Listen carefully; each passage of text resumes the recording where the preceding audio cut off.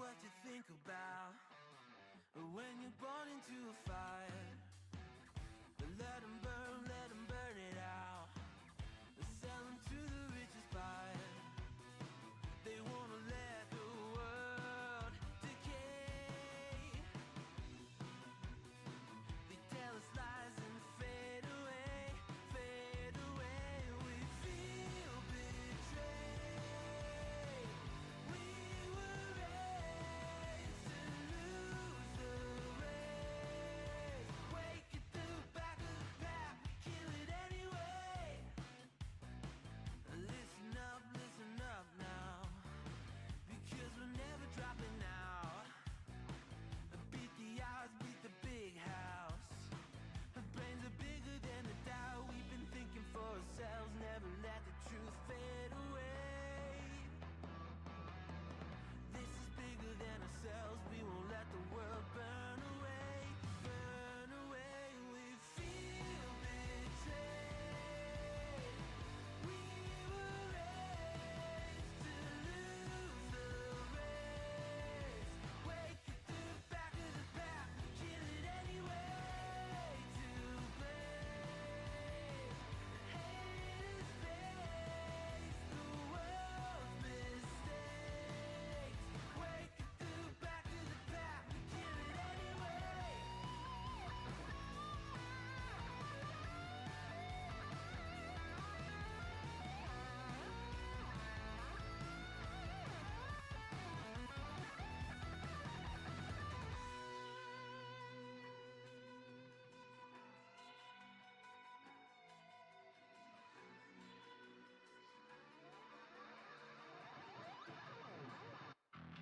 And we feel betrayed. We were raised to lose the race. Wake at the back of the pack, kill it anyway. To blame, haters face the world's mistakes. Wake at the back of the pack, kill it anyway.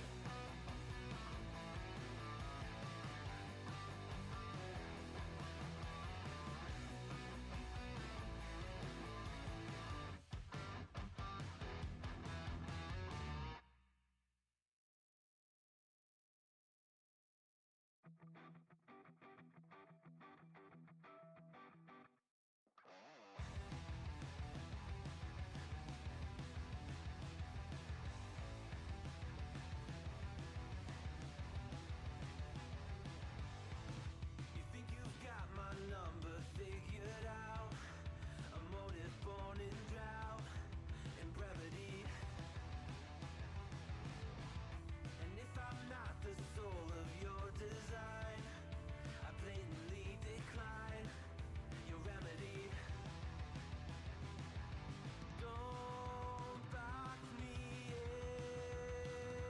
in, don't, or I'll leave. I'd rather be a dreamer, I'd rather be free, I'd rather be a leader, I'd rather be a queen, I'd rather be a singer in a trashy cover band. I'd rather be a closer, I'd rather be clean, I'd rather be a poser in a magazine, I'd rather be pretty much anything else than your machine.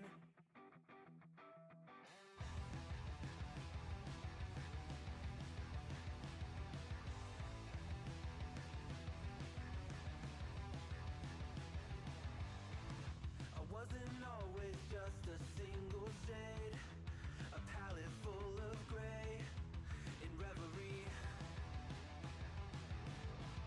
And I can burn it brighter than the sun. I have a golden gun inside of me. Don't box me in, don't, or I'll leave. I'd rather be a dreamer, I'd rather be free, I'd rather be a leader, I'd rather be a queen, I'd rather be a singer in a trashy cover band. I'd rather be a closer, I'd rather be clean, I'd rather Look at you, intro. You got it. Welcome back to the Casabunch. We are here for our Pull Our Way 2v2 tournament. My name is Floki. I am here with one of my favorite duos to be with every single time, and he's going to be helping me through this entire bracket. I'm here with Steph. Yeah, what's up? Welcome back to the Seth and Floki episode, Casabunch. We're here once again, but this time kind of shaking it up. We got Pull Your Weight, the Waseda style 2v2 bracket here at Casa. I haven't seen this format come up in a while, kind of just like something that's absent in the online space, so of course it's going to make sense for it to be appearing at Casa. But it's pretty sick, the teams that we've got in the lineup so far, but really good to be bringing you guys the show with one of my best buddies, Floki. Absolutely. When I found out we were gonna be duoing for the upteenth time, I literally sat there and he texted me. He's like, "Why are you rigging this?" I'm like, "This is not my fault." Yeah, when you found out, right? When you found out, no, it's hilarious. It's great. Yeah, when you were in your tool shed, casting spells, conjuring it up. Sure. Manifesting it with your prayer circle. No, I'm joking. This is like still a great. I mean, if it's a 2v2 tournament, why not bring in the best two-man commentary team, right? In the online tournament space. So, yeah, it's a lot of fun. I'm always really excited to be trying new formats, and this one is obviously going to be really exciting too. So, the first team that we've got is going to be Lick Steak. Oh my God, Blue Link. And Steak with Wheels and Triumph. Yeah, you're going to be seeing like names that you regularly see on the kickback and names you regularly see in the online tournament space, but now just doubled up, the double dash going in. Yeah, a double dash, then a double down. But right now it's going to be Wheels going to get a perfect parry into the Psycho Mine. And honestly, after the performance that Bison had at Emo from players like Nemo, players like Pugera that qualified for the EWC with this character is becoming a menace to society. Oh, if you guys watched the EWC today, I'm sure you saw Bison tearing it up. Zhao Hai makes that character look busted. And I mean, I feel like he is. This character is like super strong, especially when you're popping up against characters like Aki on the other side of the screen who, oh my God. I mean, that's not one of the examples, but it's just a testament of how strong this guy is. Like, you're seeing an example right now.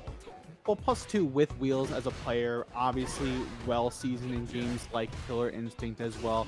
Brought the Heat to Street Fighter 6 as well with the Honda. Going over to the Dictator right now, but Blue Linky's coming from DNF Duel fame with that Swift Master. So it's interesting to see both these players interact right now as Wheels gonna take a full corner situation right now. Off the Cycle Mine, the back roundhouse is getting a full confirm here, and look at the damage. Just add up the stomp into the level. This is going to do so much damage. You get one round on the board. Yeah, didn't have to make it complicated. Just went for that back fizz. Go for the. I mean, there are so many ways that he could actually just go for the kill there. Bison does so much damage when he's planting the bomb. So very surprising for Blue Link to think that they could wake up with buttons. Yeah, not one of those options. It feels like a create your own adventure with this character, right? Like, you have so many different ways you can kind of manipulate the bomb to its full advantage. But right now, again, we're going to get that scissors kick, kind of rocking and rolling here, trying to figure out our movement space and figure out our placement in the neutral. And right now it's going to be a counter hit off the stand, Fears. And here we go again, Steph. Again, same situation, same song and dance. I mean, you said it earlier where it's like the create your own adventure. I feel like all the characters that are in the upper echelon kind of have that personality to them where they're all just able to have different routes, so many different ways to tack on damage, so many different conversions. That's so cute. The EX backless combo pickup after the bomb explosion is so annoying. But yeah, I feel like, you know, with Ken, Rashid, Bison, Akuma, like all the Chun, Cammy, all the characters that are up there, they just have so much freedom. They just have so much flexibility, and I think that Bison, couple that with how much damage he does, geez, dude, the slide route, I never even saw that before. Do you see what I mean? Yeah, no, it's just one of those things that you have to really be thinking about if you're Blue Link. He's been hanging out on the defense, but the sweep kind of get things rolling. We haven't seen Blue Linkies really rev the engine right now, but it's going to be Wheels going to try to get the sneaky overhead, and level 3 is going to miss the mark. We're going to full confirm here. Off the stand, medium kick into the critical art to a fatal degree we go and get that drive gauge back in order. I feel like there was a lot of opportunity, like damage that was just left on the board there, but hopefully Blue Linkies can take advantage. Oh, nice. Yeah, there we go. Goes for the command grab. Tries to tie things up. the entrapment, as you will. And honestly, you know you have a fair couple comments about Aki. I know in her days of Fire Academy, you see this character quite often. Dude, yeah, I mean, Aki is just, she's incredibly popular. I think that that's one of those characters that sits right outside. Like, it's one of those, you know, how people say Guile is the best, right? And it's like, you know, he has all the tools. He has, you know, damage. He's got, like, I think that Aki is similar in that regard, where she's popular for good reason. People love, like, her combo routes. They love her damage output. They love the way that she plays neutral. But then you come up against top 5 right here, baby. You get the overhead right now. Wheels trying to string up the pressure. The counter hit confirm off the stand. Medium punch is going to find it. Knee press nightmare. Level 1. Get it. It'll be a 2-0 situation for the team. It is Waseda style 2v2. That means each player has to play a first to 2 to win the actual set. So, and also you got to carry your weight. So the losers got to play to win the set. Yeah, exactly. There's like the order is pretty determined, and everybody gets to play, right? I love Waseda style. I when it comes to team tournaments, I actually prefer Waseda style, just because I want to see everybody be able to play.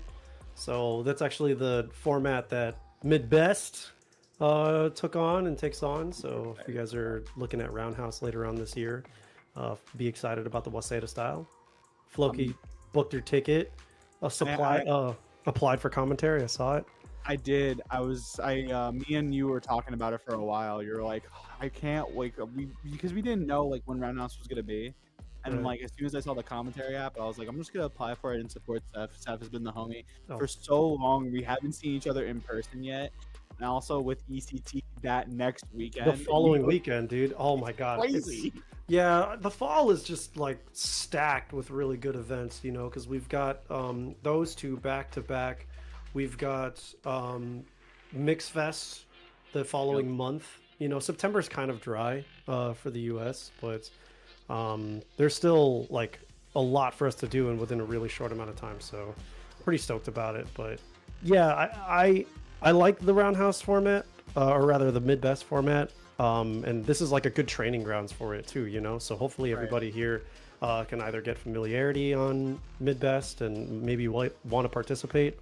It's usually only for the Midwest states, so whoever here is in the Midwest, but I know I'll probably be seeing all of these names going to East Coast Throwdown the following week. Yeah. I also do think with the World Warrior program up and away, and you're seeing a lot of these players trying to get practice for those events, you know, we did see a couple teams in here. Players like Mike X and Chris DCH has to be a team to beat. I Peru and 801 Strider is one. Enzo the Hokage and Complex 90s on there. Boost and Paladin. Oh, like, dude. These are stacked. That's such a sick team. The Ryuken team is so sick. Like that's honestly, I'm not trying to have bias or favorites throughout this whole team, but that one is just from lore perspective, like that's the one that I want really bad. So yeah, it's gonna be a lot of great times, but also a great time for you guys is to hit that Matcherino, ! Matcherino in the chat. There's so many codes on the board right now, and already $201.50, courtesy of the man himself, Casabunch, wherever he might be, blessing the Matcherino with those 2x KO bucks.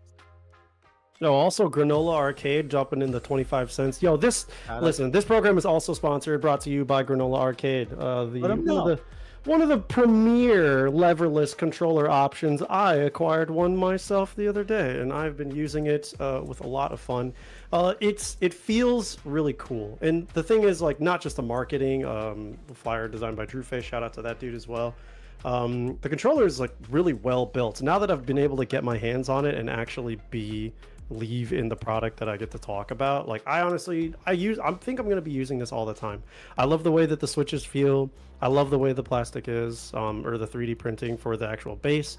The buttons feel nice. Everything about this, and also like the custom colorways. So I made mine in a colorway that I really enjoy. So if I feel like swapping out, I'll just get more buttons. But the thing is cool. So I actually can't talk highly enough about that product and the people who promote it. Mike who designed it, and sells it. He's a fantastic guy. So Yeah. I want to throw support over to him and throw support over to the entire granola brand. It's fantastic. One super cool thing too that I found out kind of recently is the switches are hot swappable as well. Yes. Right. So you can actually just pop the switches out if you're not a huge fan of them, and put in, either softer ones, stricter ones, which is personally, I love that in any type of, controller of any kind, whether it's, keyboard or stick or what have you, being able to just be like, oh, this is dead. I'm going to pop it out, throw a new one in.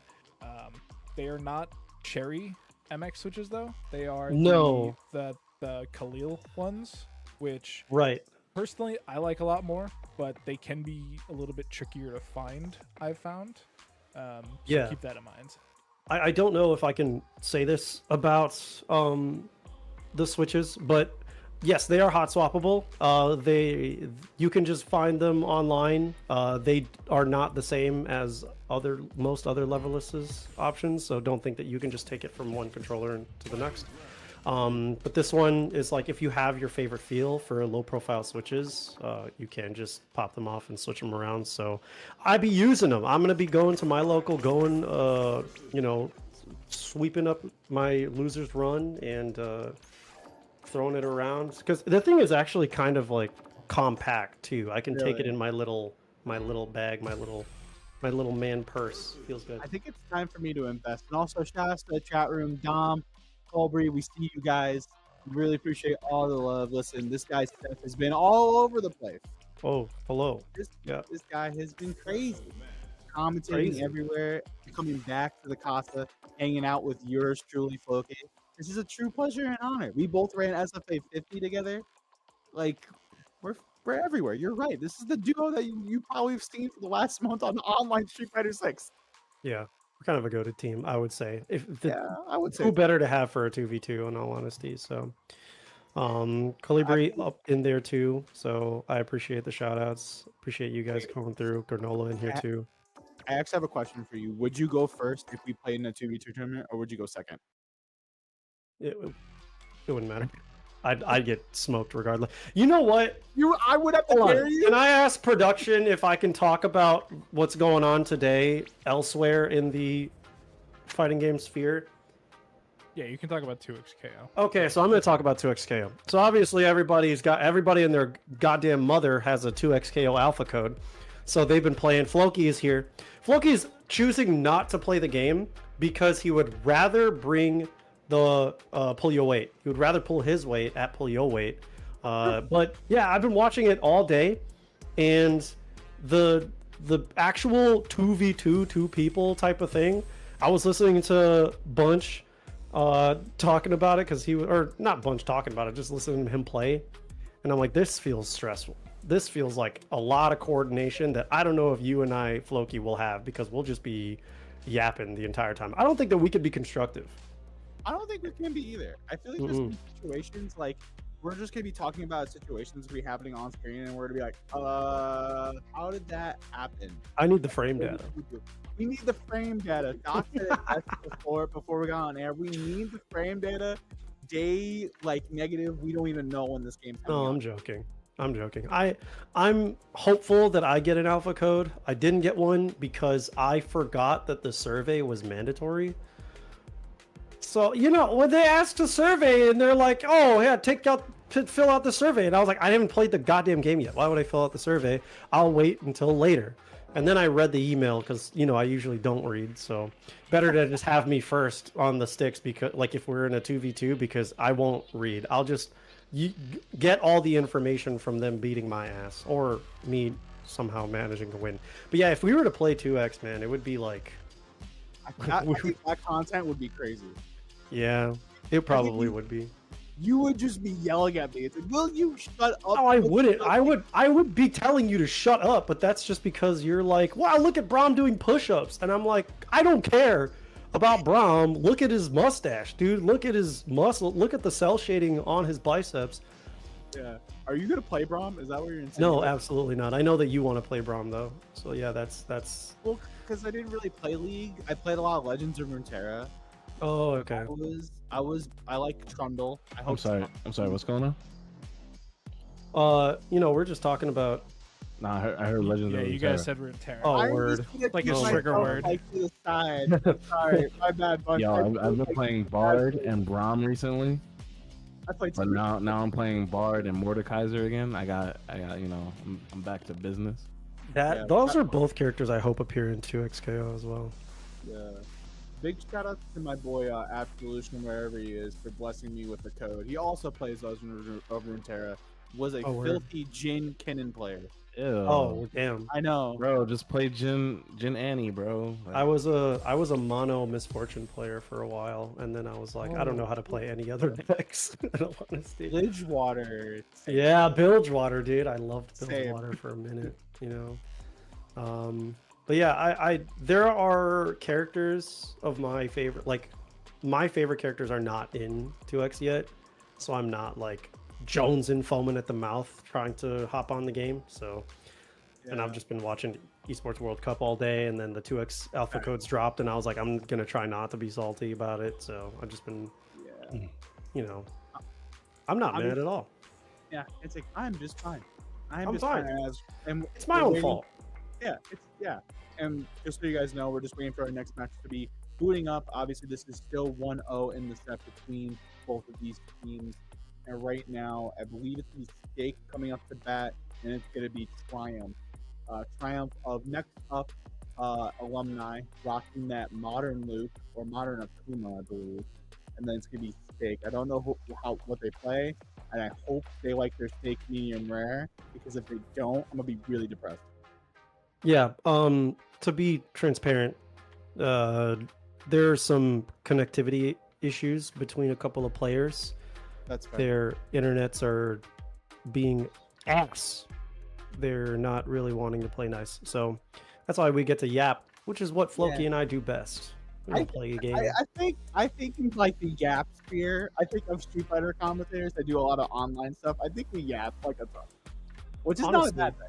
No, I mean, what's funny is that we already like yap in DMs too, so it's kind of We like have way too much. Like, we don't get to like take a lot of the conversation from there to here. I mean, it's not like it's not so bad, right? But I mean, remember the time that you got really mad that I talked about Taylor Swift on air once? you sent me a Taylor Swift gift today. I did. I that was what made me stop responding, because I was gonna reply being like, "Get this bitch out of my DMs. Like, what are you talking about? What are you doing?" Listen, don't hate the player. Hate the game. That's not my fault. I love Pop. I'm just an anti. I love Pop today. I love Pop now. Did you see Chapel's Lollapalooza show? I You heard see that. how many people were there? That looked like a fire hazard Yeah, I did. in the park. In the whole part. Everyone survived too. I didn't hear about any hospitalizations unrelated to dehydration. Everybody was passing around water bottles, giving each other cooties and stuff. Yeah. Speaking of shows, I'm actually really excited. I'm going to see Cage the Elephant and Young the Giant in August. It is, That's tight. yeah. That's really tight, dude. I mean, I don't know if you. I mean, if you said Cage the Elephant, I'm wondering if you like Jack White. Jack like a little bit. Jack White dropped his new album like last week or something. It's pretty good. I like it a lot, actually. Listen, the new Childish Gambino album, I was thinking about it for a grip. I like that- it. You don't like I don't love it. I like it, but I don't love it. it? That's fair. The like, there are good rap songs on it. Like the songs where he does do hip hop on it are like, there are some really good ones, and then the songs where he does like the rock stuff on it are pretty good. But it's never like banger after banger after banger after banger. You know, it's fair. usually like this one's all right, this one's all right. Damn, this one slaps. Yeah. It's like Vultures. Did you listen to Vultures too? No, I have to take a look at that. You don't have to. It's okay. It's so whack. There's one song on there that's basically just a Playboi Carti song, and it's the same as how it was before. It's just the carnival again, and it's like, okay, this album is mid. I know that dude, the new JPEG Mafia. Oh my god, dude, that's like I feel as though he just gets better and better with every project, and I feel like that continues with this most recent one. It's so good. I want to buy that vinyl and put it on my wall. It's so tight. That's really sick. Yeah. You don't listen to JPEG Mafia? No. You're white. What does that have to do with anything? It's his core demographic.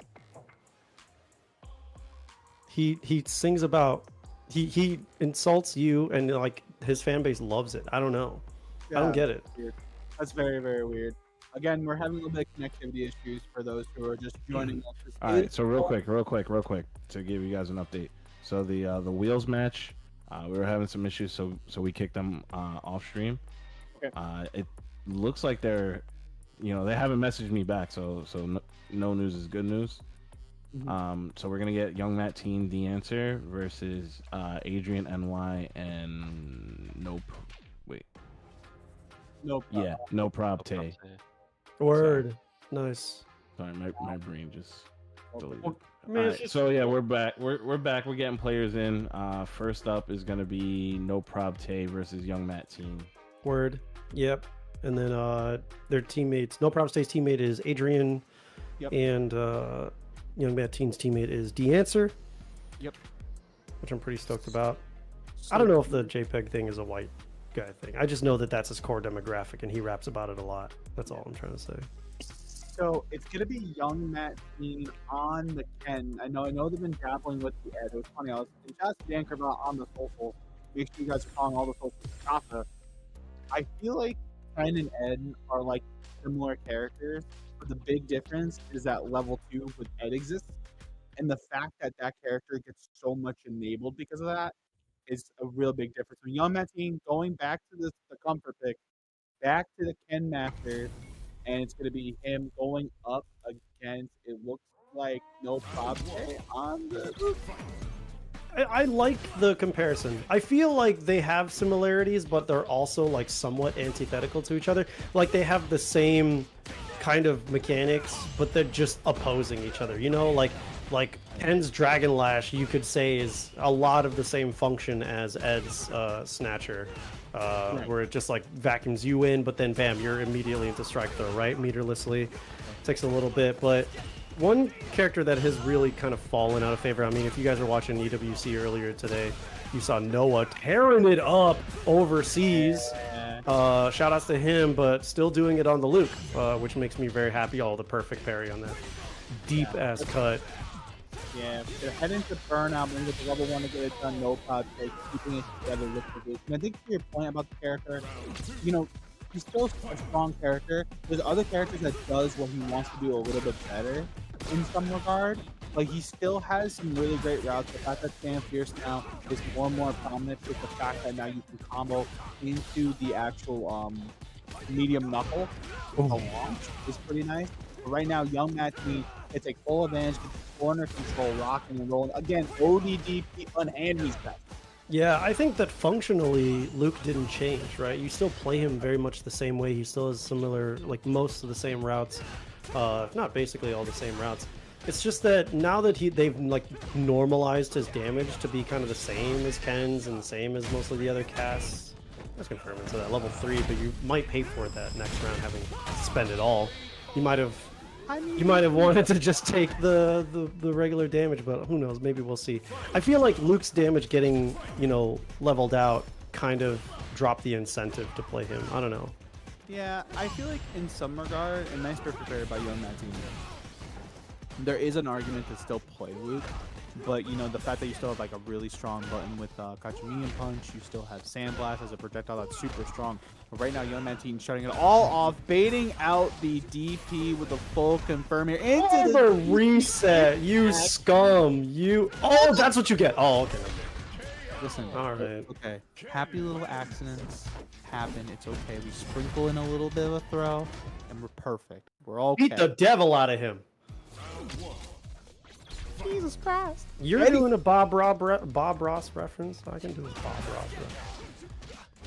You tell me what to do? That was my favorite thing that he would say. Beat the devil out of him. Do you remember when the Bob Ross streams first started going up on Twitch, and like those Twitch chats were so fun. They were 2015 was arguably one of the best years of my life. Oh, it was one of the best. And the worst. It was because like, yeah, I mean, for sure. I think that it was a combination of like, yo, they started streaming Power Rangers there. Like, Bob Ross was there. It was crazy, man. Like, Twitch was such a great time. I think that was around like Twitch Plays Pokemon, like a little bit after that too. Like, they were letting loose with the fun operations, both in Burnout, great as hell. Yeah, but we're definitely letting loose with this meter right now. We're gonna top it through, but no, we're gonna put the foot in the face to jump in. Young Matthew team. Yeah, nice try, dude. Yeah, you know, sometimes you just gotta go for it. Jin and I watch your dome. Get cracked open, the back throw incident, gonna bring Young Matt in the corner using the plus frame situation off the forward roundhouse there. There's the uppercut, keeping the control, no prob tag. Trying to get something together, trying to get a round on the board, trying to have a seat at the table with the games. Oh, I wonder what that little mistake was. It's all good, but his back is to the wall now. He's still fine. Yeah, he's got to play Nooch. Yeah, see, you still got the Nooch button. This is what I'm saying, man. Luke players, once they like took out the hitbox of the crouch medium punch and made it a little bit more whip punishable, they're like, why do I even bother playing this character? Let it rip. Yeah, take him to Memphis, get the critical art, and kind of seal the round. You made a point earlier about the fact that like they use the level 3, kind of guarantee the round. Also with characters like Luke and Ken, the fact that in this game you can build so much bar so quickly, I wouldn't be surprised to see no prop tag get a level 1 before rounds end. Yeah, it's also like how much bar you build on defense. I think that some people are starting to point out that that's one thing that they might get. Well, I feel like that's going to be the next thing. That might be the next thing that people talk about, because I feel like they're over drive impact, they're over perfect parry, they're over drive rush. They might talk about like, man, you build too much meter for doing nothing in this game, because you'll still see those situations like with Rashid where he got his level 2 nerfed and he's still building like level 2 very easily, and I think that people are going to start complaining about that, and that might be the #1 thing. Yeah, just let it rip in the level 3. Yeah. Bring in the heat once again. Young Matthew team gonna make it 2-0 and get a game on the board for his team. And then next up, it's gonna be DeAnswer going up against Adrian NY to seal the set potentially. Maybe. Do you feel like when they pick their teams that they actually try to have coordination going in? I feel like this is going to be a really fun format to kind of have in the regular rotation, just because of the conversation and the strategies that go around team tournaments. I would say so too, right? Because now you're like, you have to like think about like your character matchups and also your partner's character matchups. You have to think about the player matchups as well. There's a lot of dichotomy when you really think about it and you really break it down. But it's gonna be Adrian NY going up against DeAnswer. DeAnswer rocking the Aki. Adrian NY. We were talking about this character earlier, but out comes the Boxer, out comes Ed. And honestly, I mean, you've seen it with a lot of players out in Japan, you know, even in the UK with Ending Walker. This character has really had their stocks paid for in this season. You know, the fact that now we have the dream combos, that Momochi with the level 2 desyncs kind of really be solved and really figured out. It's made this character more and more worth it to play. Dog, they found another desync. Did you see that? They found one yesterday. Yeah. Like, this character has so much tech. I think this game has so much tech, but the Ed players are just like, I don't know what they're cooking. I don't know how they got their medical licenses, but when they're in the lab, dude, they're creating monsters, man. Yeah. Some Full Metal Alchemist monstrosities for real. Oh no, not the homunculi as right now. Adrian Y gonna try to get this corner situation rolling. The new desync combo that you're talking about actually leads into a safe jump setup, which is pretty nice considering a couple situations. Like they're super meticulous, had to go on the light blitz, but right now it's gonna be DeAnswer gonna get that poison rocking on Adrian NY. Adrian trying to find their spot with the Psycho Spark. They're getting with the forward heavy punch, and right now again, the back throw incident though. Really like the walk under there and keeping control. Got traps, locked down in the corner, throw out that fireball. No perfect parry. Oh, went for the jab, kept it recovered just enough, but he did not have the rest of the clear fate planned out. Forces drive reversal, still baited, but just spends the rest of it, goes for the level 2. Oh no, is that recover? Oh, It cut through the whole thing? That was tech, bro. We're seeing like mad scientists fight mad scientists. This is actually sick. yo, double toil and trouble. What is gonna be coming out from the answer? It's gonna be a jump back, medium punch to snipe the venomous fang. Adrian NY, he's cooking something. I don't know what he's cooking, but he's cooking with some fire now, Seth. They're in each other's heads, man. They studied together. They're like the evil geniuses that just had their differences in class, but then they grew up and they're like, no, I've got different kinds of war crimes to commit. It's like Kronk and Yzma, kind of, from Emperor's New Groove. I like it. That's pretty sick. Yeah. It's all coming together right now for the answer, but right now it's gonna be Adrian NY gonna get something off the snatcher. We're gonna punish that with the crouching light kick, and I really like this. Get the knockdown rolling. And again, just really abuse that crouching light kick from Ed.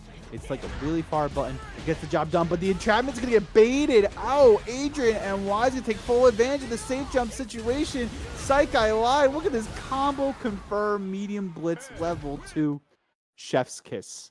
That was nuts.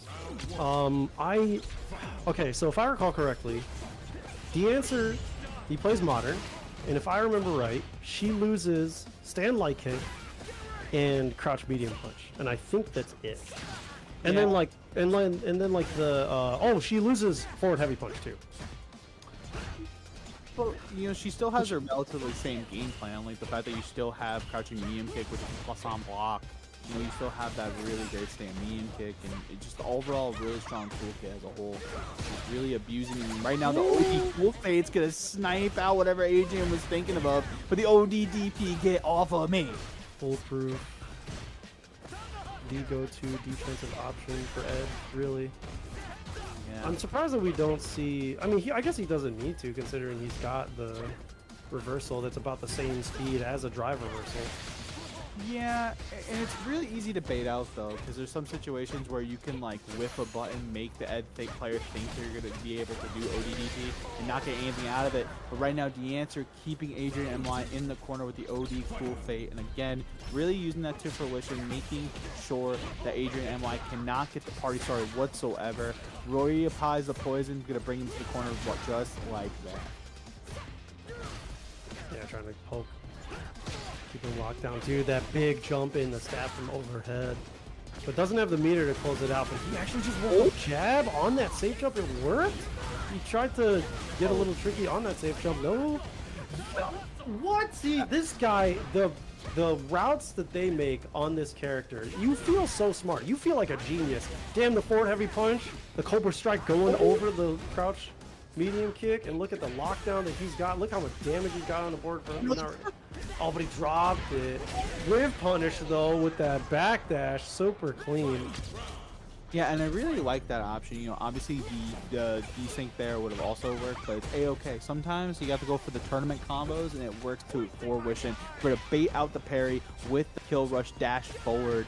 And again, just kind of pestering with a crouching light kick, crouching medium kick, trying to see what the answer's thinking of and trying to get back in this game.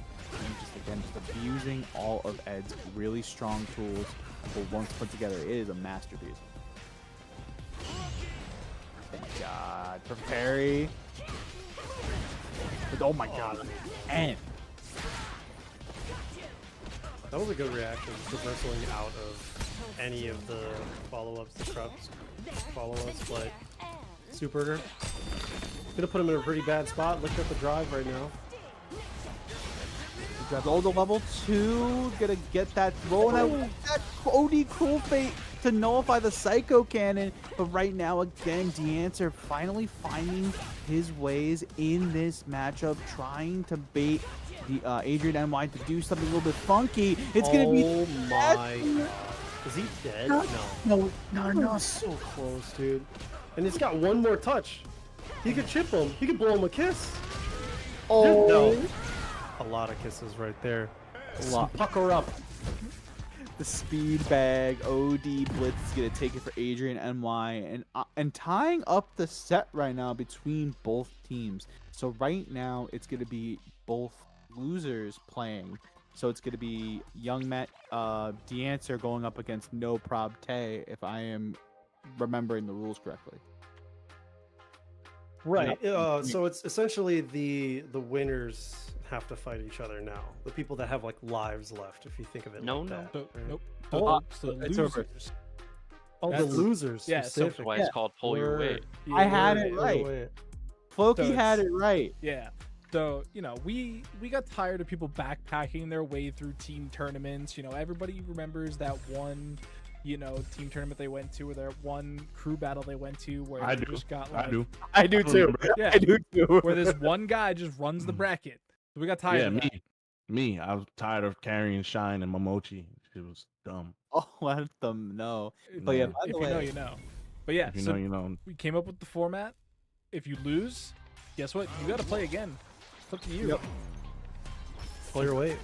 up to you, pull your weight. And also, shout outs to Doc though. The informational video that Casa put out earlier this week was super informative. It was actually really put together nicely. But right now, again, losers gotta play right now. No Probte. The answer, loser of this actually goes to loser's bracket. The less unfortunate side of things. We'll see who pulls their weight. I mean, the answer was playing really well in the last set against Adrian, so sure, he's still just gonna ride that high. He's still coming off hot from that set, but even though back to the wall doesn't look too bad for him, the poke out actually uses the extension. Oh, but the sandblast, the OD sandblast follow up actually saved him. Yeah, right now, again, no Probte, really trying to box out with these sandblasts. We were talking about before, this character's projectile so potent, and especially in a lot of instances as well, and especially when DeAnswer just wants to set up the Nightshade and try to set something up with the Venomous Fang as well. Right now, here comes the forward heavy kicks, the cans trying to make their way in. The drive impact gets snuffed, unfortunate though for DeAnswer, but again, the DI, you got no life to figure it out. No Probte looking to get the whole team on his back, pull his weight, and move on and win the game. I like this. I like that it's like, you know, if you lose, you have all of the pressure on you, even from your other teammate, like especially from your teammate. I really like the pressure that's being put on. But also I like the potential tilt that could happen, like the toxicity that you can really feel, dog. I said you can't tag in. I can't look to you for help. You gotta really make this happen. And it looks like A is really making this happen right now as he's trying to take the lead for his team. No Probte gonna take him to Memphis and get another round on the board and another game on the board again. Right now, 3-2 total right now between everybody here. But one thing to kind of note about this map, it's just, again, this format brings out a lot of different things. And to your point about the tilt, if you're mad, it's like, oh, I shouldn't have lost this guy, and then you have to play the other guy, and it gets kind of crazy with all the commotion. It's tough. Like, I've been in And that then you before. go into losers, and then you do more of that losing. That's kind of the pressure is on. It's also like, hey, you got to learn how to deal with that, dog. Punk just won EVO a month ago, and then he went over to Esports World Cup, was the first one to get 0-2 eliminated. That's crazy to think about, right? You know, Like, he's got to deal with that, bro. Got the whole country on his back. Well, not really, because now we got Kevin and Nephew, but like, we have Kev, Noah. love that guy. He did great. I still think he was also really humble about it, but still, you got to learn how to have those kinds of nerves somewhere. You got to build that skill somewhere. But speaking of skills, the answer with that nice anti-air to reapply the poison. Again, trying to get the pressure rolling in this matchup. Really trying to get something started. No Probte. Kind of content playing this mid-range. There's the snipe on the fireball, and it's the cans. But the back throw incident, counter hit edition, is going to take full advantage of this. Again, just the poke pressure. The overhead comes out once again. Got to take a full confirm here into the level 1 to not get it done. Close to death. The drive reversal is safe now because, oh, God, what an anti-air. Yo, the answer, I mean, the delay buttons are killing him right now. Like, he's really been traumatized by those OD reversals from Tay. And now he just thinks, like, I gotta bait him every time. And now Tay's just got his number. And look at this. Yeah. Back to the wall. He's in the corner. The throw loop city begin. And who knows when Tay stops. He's really in his head. Okay, the jab, the mash comes out because Tay didn't commit to the throw. You could have just gone for it. Just keep going until it stops. Yeah, Dancer trying to find the answer to this set and trying to get his team back in this set. And then level 3 is going to reapply the poison. Absolutely. The overhead of their own, but it's going to be a drop. Double drop. The spaghetti is on the floor already. Are you joking? We just made this platter, guys. Come on. Yeah, I dropped it twice. And the garlic bread. Okay, hold on. Damn, a nice Italian dinner? Are you good, Kathy? Want to take you to Olive Garden, bro? I live in Chicago. I can't believe I said Olive Garden out of all the you said that too, like Italian places that are like, I don't know, dude. Listen, when you're there, you're family. oh, Yeah, see? And look, that's Midwestern hospitality right there. In one restaurant, Olive Garden. Actually, you guys joke, but my brother-in-law got married a couple months back. At Olive Garden? Well, no, not at Olive Garden, but the food. Out, It was catered. Oh, everyone got takeout as part of their gift bag. That's so Bro, there were so many Yeah. breadsticks. but speaking of breadsticks, Adrian NY is going to catch up his level 3 and move on with his teammate Adrian NY. That's what it means to pull your weight here. And they're going to be moving on in the winner's bracket. Breadsticks all around for these two as they move on. Yeah, put him in the gift bag. Take him home.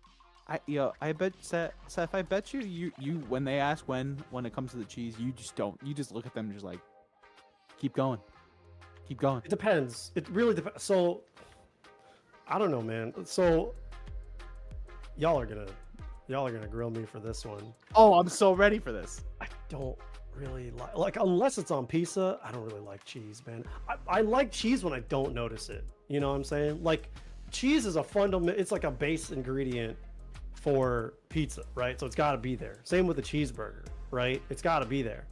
But if I'm getting noodles and they're like, "Would you like a parmesan?" I'm like, "Get that out of my face, bro." No. Eating a thing of mozzarella by itself. People who eat cheese by itself on a plate are mental. Like that's so gross to me. I'd be farting. Like I can't do that, dude.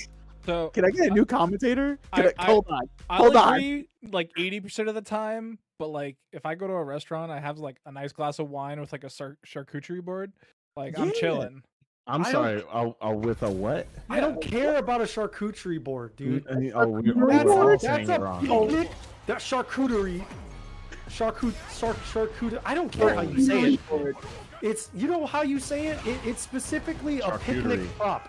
It's charcuterie. Yeah, you're right. Charcuterie board. Everybody together. We're all 1, 2, 3. Charcuterie. It's a picnic prop. It doesn't matter. It's trash. Nobody eats what's actually on it. It just looks good in the background. The wine is the main course. That's the biggest hater I've ever met in my life. But right now, Cycles and Paladin is up on the screen already. Dark Cutlery, dude. Anyway, Paladin boosts, my fan favorite team. I'm not going to be biased about it because Zycles is still sick. Zycles and Slice sounds like a really messed up team. Team Canada, I would say. Right? Zycles character pool is insane. Dawson and Blanca. Yeah, that's actually disgusting. Yeah. Also, I believe Slice has been dabbling with other characters as well, besides the Blanca and the Sim. But right now, Paladin. One thing about Paladin, I want to make note: they have been thinking about the Cammy. And they've been playing the Cammy on the side. Stop thinking about Cammy. Ryu. Just keep playing Ryu. It doesn't. I'm just trying to put a bit in the thing. Like, come on. Not today. Not during this tournament, Paladin. If you switch, you a bitch. You know what I'm saying? That's all I'm gonna say. Oh my God. Lock in, okay? Look at this. We're tied up 1-1 now. You're doing fine. You're doing great. This is the Brotherhood team. You know what I'm saying? This is the original two. You gotta show them how it's done. That's totally fair. By the way, characters are not locked for this game. You can play whatever you want. Exactly. Don't listen to him. You didn't hear that. Don't listen.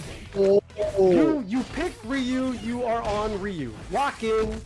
This movement speed buff, damage buff, she has nothing on you.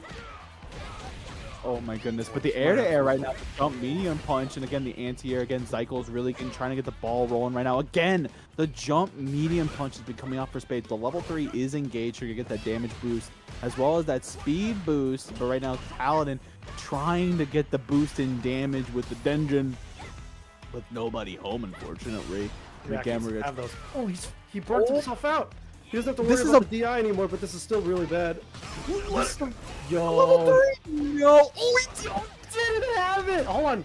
You gotta chill. You gotta just go for it. Yeah, get that meter back at. Oh my god! He doesn't have the damage though. Oh, he got it! Paladin!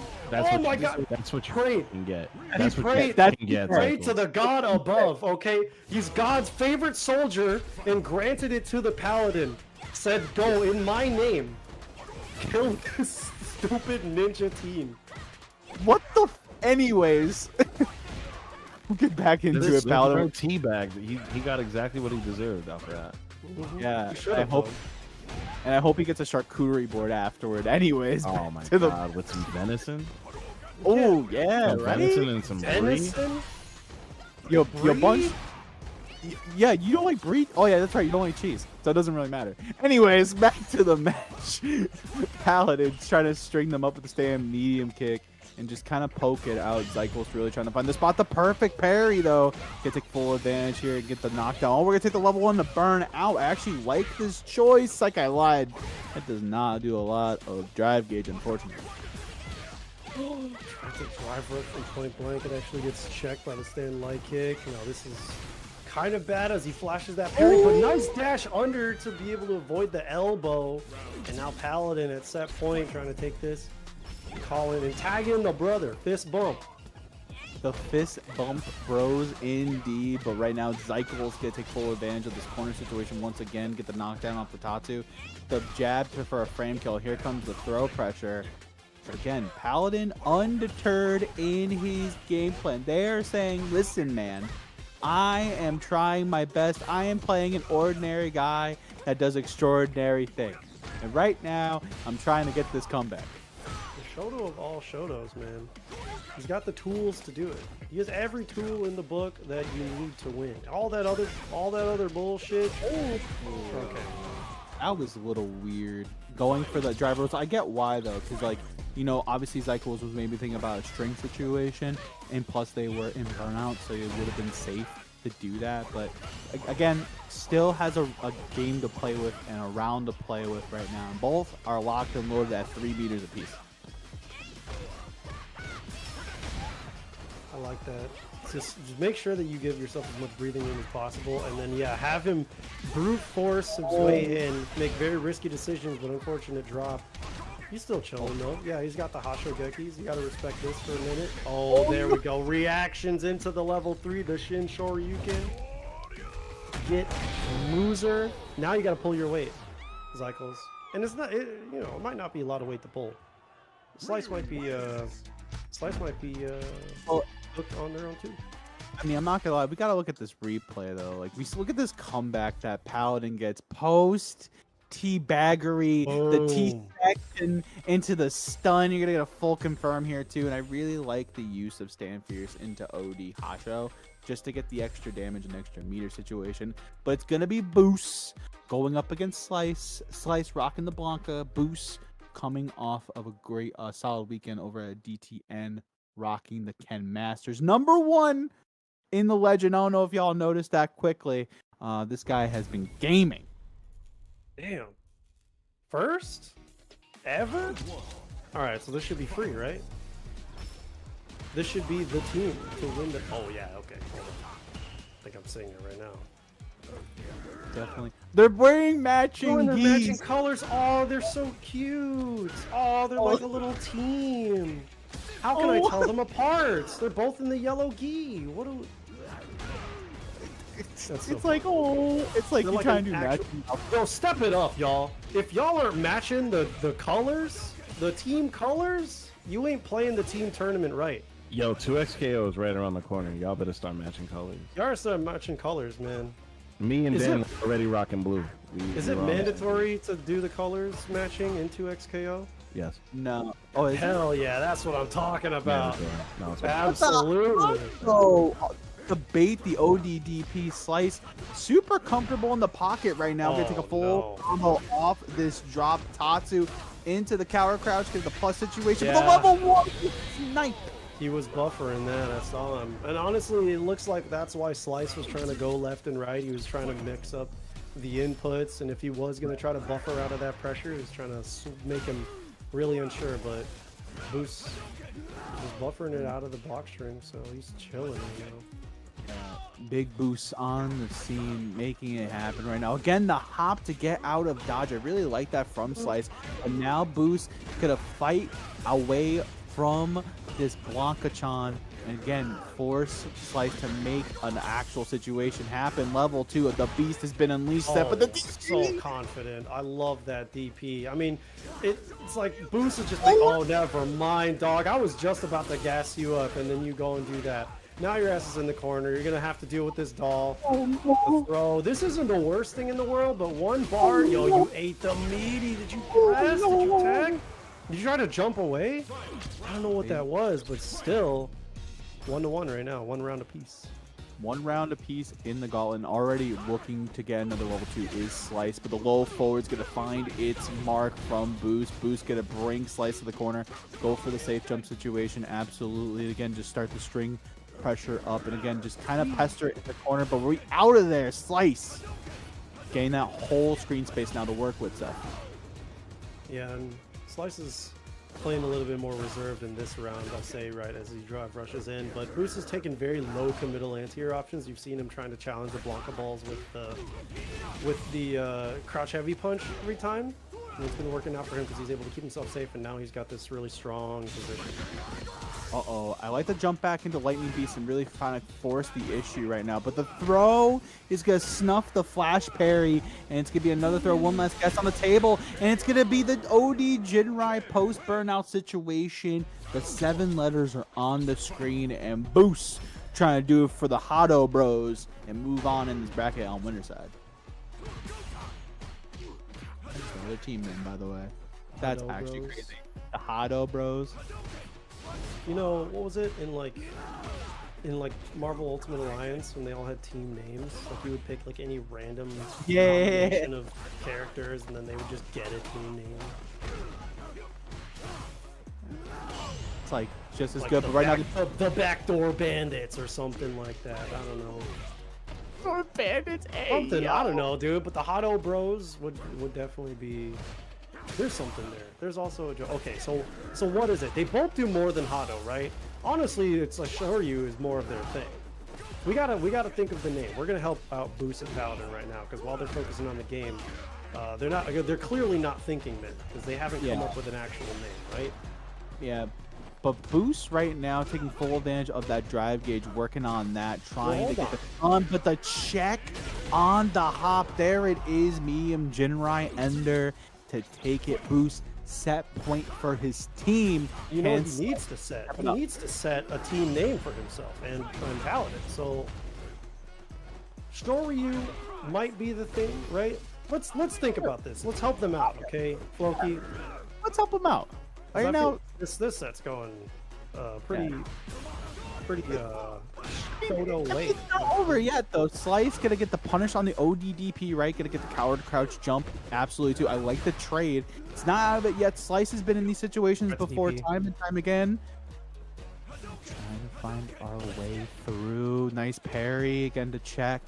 I really like the drive rush medium kick there. It's the big button, level 2. Beast is unleashed once again, Seth. What's going to be going on now? Oh, the cross up! Left, right, dude. Oh, and he still slid past him, but Boost still got out there alive. He's got the CA on lock. One more hit will do it, but I don't think he's going to be able to do it as the level 1. He doesn't even need it. Just spends all of the rest of the Lightning Beast. And now, Slice trying to tie this up. Yeah, it was just all OD moves at that point, right? It was all EX moves, no meter required. But right now, again, Boost undeterred, feeling like $1,000,000. Nice punish on the step kick, no full confirm though. Try to go for the hop. Unfortunately, didn't get that time. Boost still in the driver's seat right now in terms of drive gauge. He's going to take the counter hit, confirm the level 3 to burn slice out. I really like this situation. Granted, you have to deal with level 1 if you're boost, but right now you are chilling with this corner control. But the sneaky impact on top 7 and boost is gonna do it for the Shoryu Bros. If he doesn't drop it, there it is. Well, okay. Is it the Shoryu Bros? Let's think of a name. Okay, let's figure this out. Let's while we're watching the whole replay, let's try to identify the things that they have in common with the way that they play, right? And obviously, they both be Shotos, so they both be doing the spinning and cartwheels. Grown men doing cartwheels. They're both, you know, jumping into the air, high-fiving, right? There's something there. There's a naming opportunity there. Okay. There is something there. We'll find out more as we go on. But it looks like we're getting our next match lined up for stream. If you guys want to keep track of what's going on the stream, and if your favorite team is still in, do us a favor, hit ! bracket in the chat room, and that'll bring us right to start GG to see what's be going on. Also, while you're there, hit ! Matcherino. Help out the players, gets a little bit more payout. You know, shout out to Casa for holding it down with the big 200 earlier. There's still plenty of codes for you guys to use. And again, it really would help out. Also, if you guys feel so generous, do a Twitch sub. 1 Twitch sub equals $1 added to the Matcherino. So if you guys want to help out the Casa in any way, shape, or form, please do. Satsui no Homies? Satsui no Homies kind of crazy. Man, I don't know. There's something there. I'm gonna be thinking about it for the rest of the day. But anyway, Complex with Enzo. It's gonna be Akuma Ken. Is Carcinus and Mozart. Damn, they put Complex and Enzo on the same team. The youngsters. That's a cracked team. Yeah. This is definitely a schools out ass team. Spend the whole summer just whooping ass. Right now, I do like this change from Complex. Obviously, in Season 1, we saw Complex be rocking the DJ. I really like this change to the Akuma from them. You know, you still get the really great fireball control, but you also get the really high damage output. Granted, you have to worry about that 9k health threshold that we've always talked about so much, especially when this character is released. But Akuma has really strong buttons, really good ground game, and right now, Carcinus, again, what's not to say about this player and this character stuff? Right. I mean, Akuma, one of those characters that just has conversions off of everything. He's powerful at, you know, every range. He can sit very comfortably. He's got like incredible damage and routes like that, you know, off of the level 2 too. So it can be seen as the right kind of balance to his 9,000 health.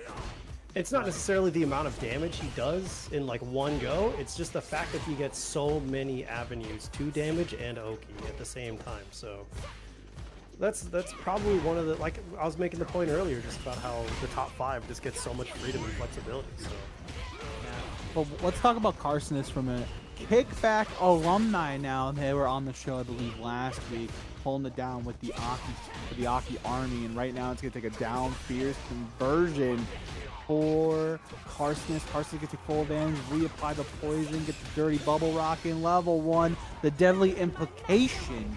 Not gonna do enough though. You better win. That combo was long as hell. So you better actually win this one. Okay, there we go. The lash, the stab, seal it, actually finish the job. Carcinus trying to respond with the game. Yeah, that's another thing too. Aki combos are sick. Yeah, they're really interesting to watch and really long. It reminds me from my Dragon Ball FighterZ players. It reminds me of Super Broly, where like Super Broly will just throw you everywhere and just command grab you to death. But right now, Complex trying to get this pressure rolling once again, but the stand medium punch doesn't take the conversion though. Carcinus again trying to manipulate space. The entrapment gets drive reversal. Oh, right back at you. Thought that would land, but here we go. The level 2, the Empyrean's End coming out. Gonna be able to get a conversion off of this into some big Oki as well. Oh, he just stays his run. I thought he was gonna land with like a DP or something. But now the burnout for burnout. Level 2, kill. Yeah, the pool party, as I like to call it. The poison pool party. Yeah, listen, still something for a few weeks. Poison pool party. I don't know why she does the Sailor Moon pose. Like it's so random. That is the most seemingly unfitting thing to put on her. It's so random. But right now, Carson is undeterred, feeling really comfortable, but Complex is way more comfortable despite the burnout situation. Trying to bait out these venomous fangs with the fireballs, the air fireball to figure out where they're going. And again, Complex using that quickness on that fireball and also the hurt box. It's literally his chest. Like you can't really worry about it. She's tricky. She's tricky. She's a little acrobat. He snuck underneath that driving pack. If you saw, look at these plus frames. Challenged by Carson is unafraid. Winner's mentality here, but still facing the demon. Damn! Cuts right through the driving pack of their own. Actually, probably has. No, one more touch for sure though. Not this one, but the next one. But the next one, the pool party activation on top. And recognizing if Complex did jump back, the level 2 was there to capture it. What a trap by Carson is trying to stay in this game. And right now, Complex again trying to make the pressure so prominent that it's going to be the end of Carsonist in this set. Oh, wow. Goes to the other side. Big damage punish here. Bringing it to the corner. The throw. One more touch for sure. He can just create an opening, but Carson is trying to escape that corner. Reapply the poison. Poison. I don't miss it. Oh my god. Level 1? Level 2? Remember when I called this Adamant's End? That was so godlike. What did you say? Adamant's End? Remember when I mixed the two together, but it was Empyrean's End? That's kind of sick, though. Yeah, it's, listen, Capcom, put me in the booth. I'll make some cool names, I guess. But Complex 90 gonna be winning for his team, but now Enzo needs to pull their weight for them to move on in winner's side. But it's gonna be a tough ask. We're gonna see this matchup once again, Blanca and Ken, but this time it's gonna be Enzo and Mozart. Yeah, Blanca Ken matchup we see a lot. Team Youngins on top. That's what I'm saying, dude. This is a schools out team. Enzo, he's up late, The TV is off. No study time. It's 6 p.m. over there. What? It's still early, bro. They're on the West Coast. Enzo's on the West. Oh, I forgot he's on the West Coast. I don't know why I'm looking at Casabunch thinking like, oh yeah, this bracket started at 7 Eastern, or 8 Eastern, so everybody's on Eastern time. It's okay. Right now, Complex. What a check! Enzo, but again, we saw this before in the matchup. Mozart being a little more aggressive than what we saw from Slice. And right now, Enzo gonna take full advantage of this. Bring me to the corner, try to get something else rocking the low. Throw time. What the shit is this demon-ass costume? This is a hellish color combination. Do you see this? Do you see the eyes? That's scary as shit. Yo, that's hilarious. October came early. The level 1's gonna get baited, and right now Enzo's gonna do some quick addition on that health bar to delete him. And right now, Enzo again doing his math homework like Complex, his teammate. And this is what I also like about team tournaments, especially when you're on stream. Like, you'll have your teammate hyping you up in chat, trying to motivate you. You'll look at the chat and like, I got this. I'll figure this out. I'll work it through. And right now, Mozart is going to get stuffed for that air ball. And right now, again, this corner control from Enzo is just so unpalpable. I'm gonna need to know why team names aren't set. Can I get a overhead description on why from production? Because there's so much missed opportunity in the comedy here. Enzo routing into the level 3. Yeah. Doctor, it's a start GG. Oh, okay. All right. Wait, what happened? No, I was just wondering why there's no team names, because there's just so much missed opportunity. Oh yeah, it's. I think we could set it up, but it's hard enough trying to herd some cats together. When we get this all established and people realize that, like, this week is for teams and stuff, and people start getting comfortable with signing up for teams, we'll add teams. Yeah. I want to get people through the process of being comfortable with signing up for this. I like that it's going to be a regular thing. Team tournaments are just absent in a regular cadence for the FGC, and it's good to have that resource and see people teaming up. Yeah, it's bad enough we're throwing 4 different formats. Yeah, that's people true. per month. So you gotta introduce things slow. Yeah, but it's different programming, all of which are like different and valuable. The only place you'll find that, and then there's a regular double limit. You gotta have that, right? Still, everything's unique. That's why Costa's the GOAT, dude. But right now, Enzo being as consistent as ever, challenging at every which way possible, getting this corner control rocking. But it's going to be the level 2 Lightning Beast. Going to get Mozart out of the corner. Dragon Lash, double lash for your troubles.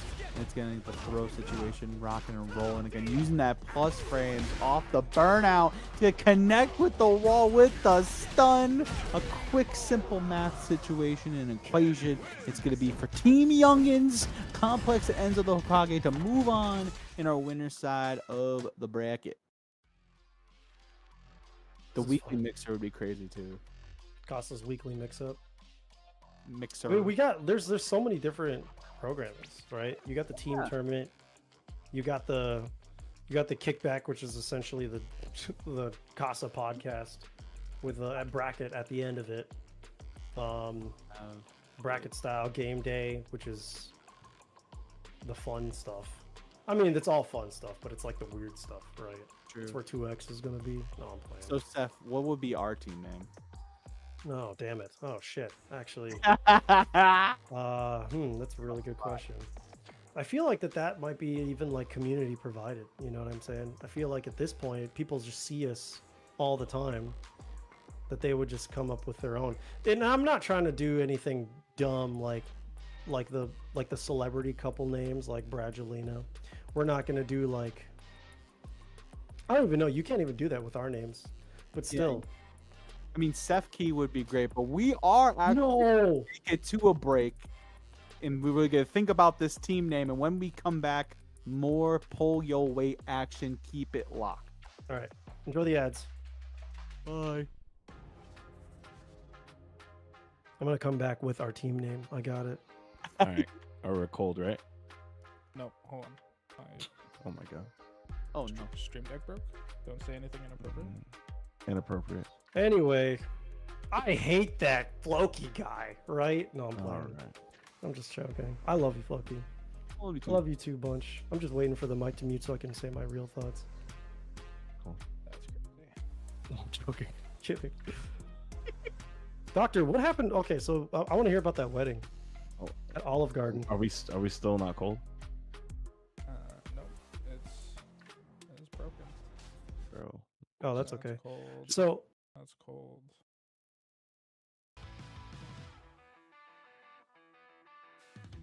Something's wrong, I feel it circling like vultures around my brain. Couldn't see the danger in your eyes. Draw me in, got me spinning now like water to a drain. You were perfect till I realized you hadn't shown your face. You think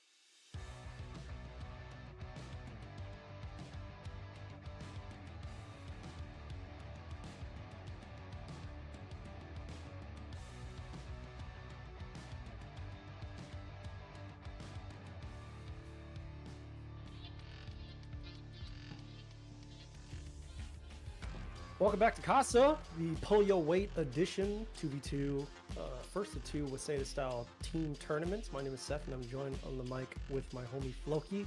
Hope you guys enjoyed the ads.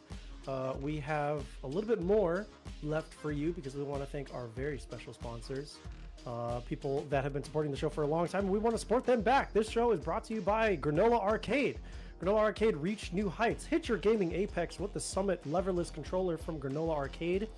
Whether you're a seasoned REI climber or just learning the ropes, Summit will get you there in style. I know the style. It is sick. They got the custom colorways. I just got one for myself. Shout out to the team there. The compact layout and durable case will survive the harsh conditions at your local. I don't know what that means. Like, does that mean that they're like tents set up at the local and like they're climbing Everest? It's like Everest. I feel like that's what they mean. Maybe every local sticky at a local. If you it can get sticky. Yo, pause, bro. What do you mean? Pause. What do you mean? What? The Kyle switches and low latency firmware will get you through the toughest sets imaginable. Are you ready to reach for the summits?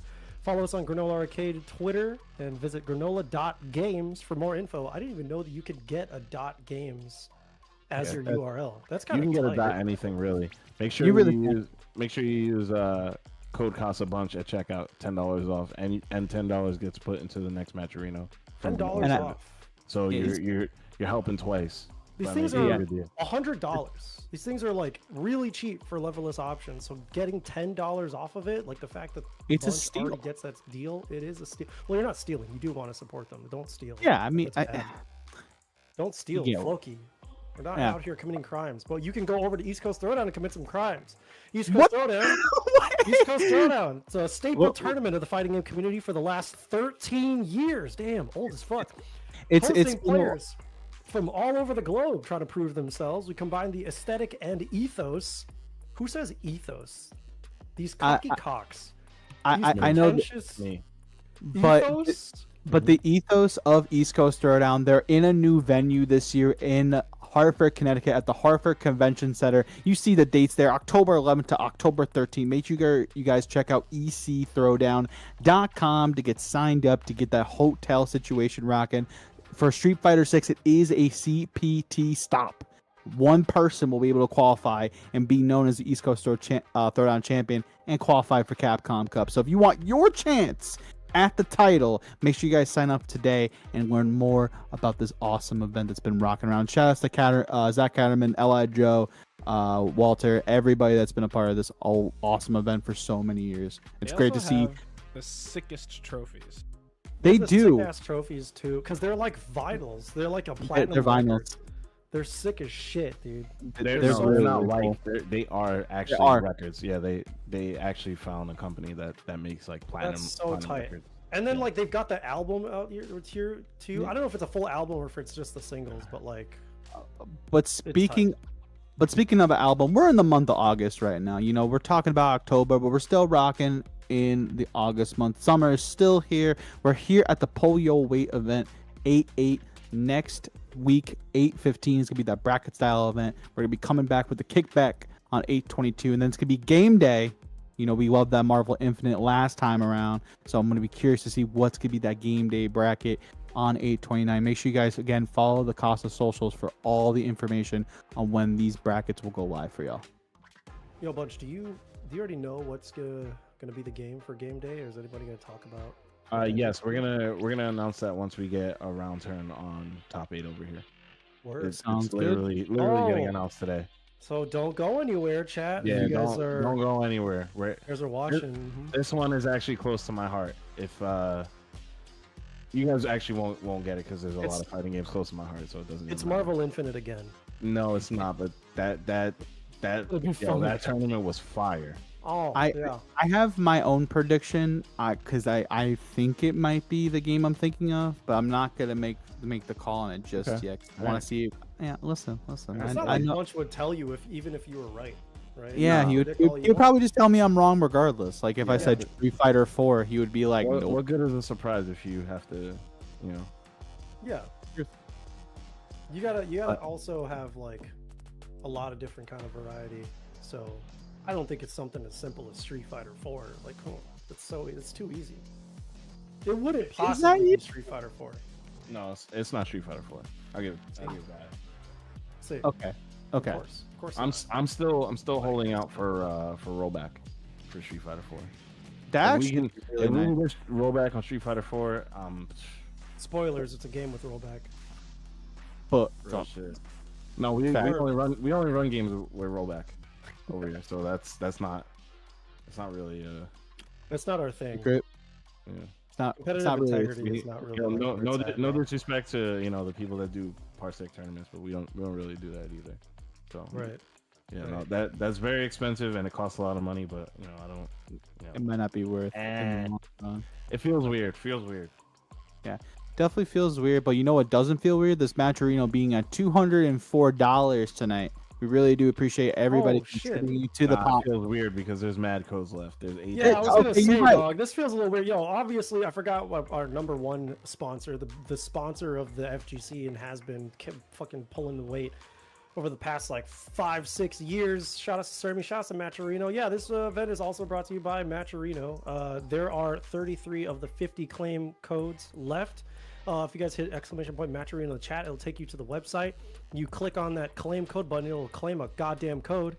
Just a free ass 25 cents. If you guys could please, I hope by the end of the show, we better get that number to 0. Because if we don't, Bunch is not going to announce the game for game day, and he's going to individually. I mean, how many of there are you guys in the chat? 77 of you. Yeah. Bunch is going to go name by name and call you. There's over double the amount of viewers than there are Matcherino codes left. Yep. So please. That's insanity. But we're getting to our next match right now. It's going to be Fierce going up against Boost.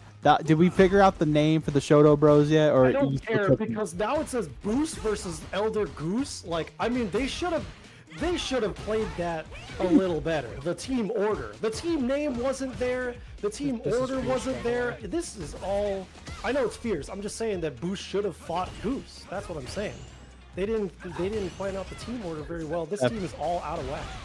It's okay, but right now, Fierce going to make you eat your words with that plus frame situation off the flip kick. Spray can engage with the low forward. It's going to get him out of dodge.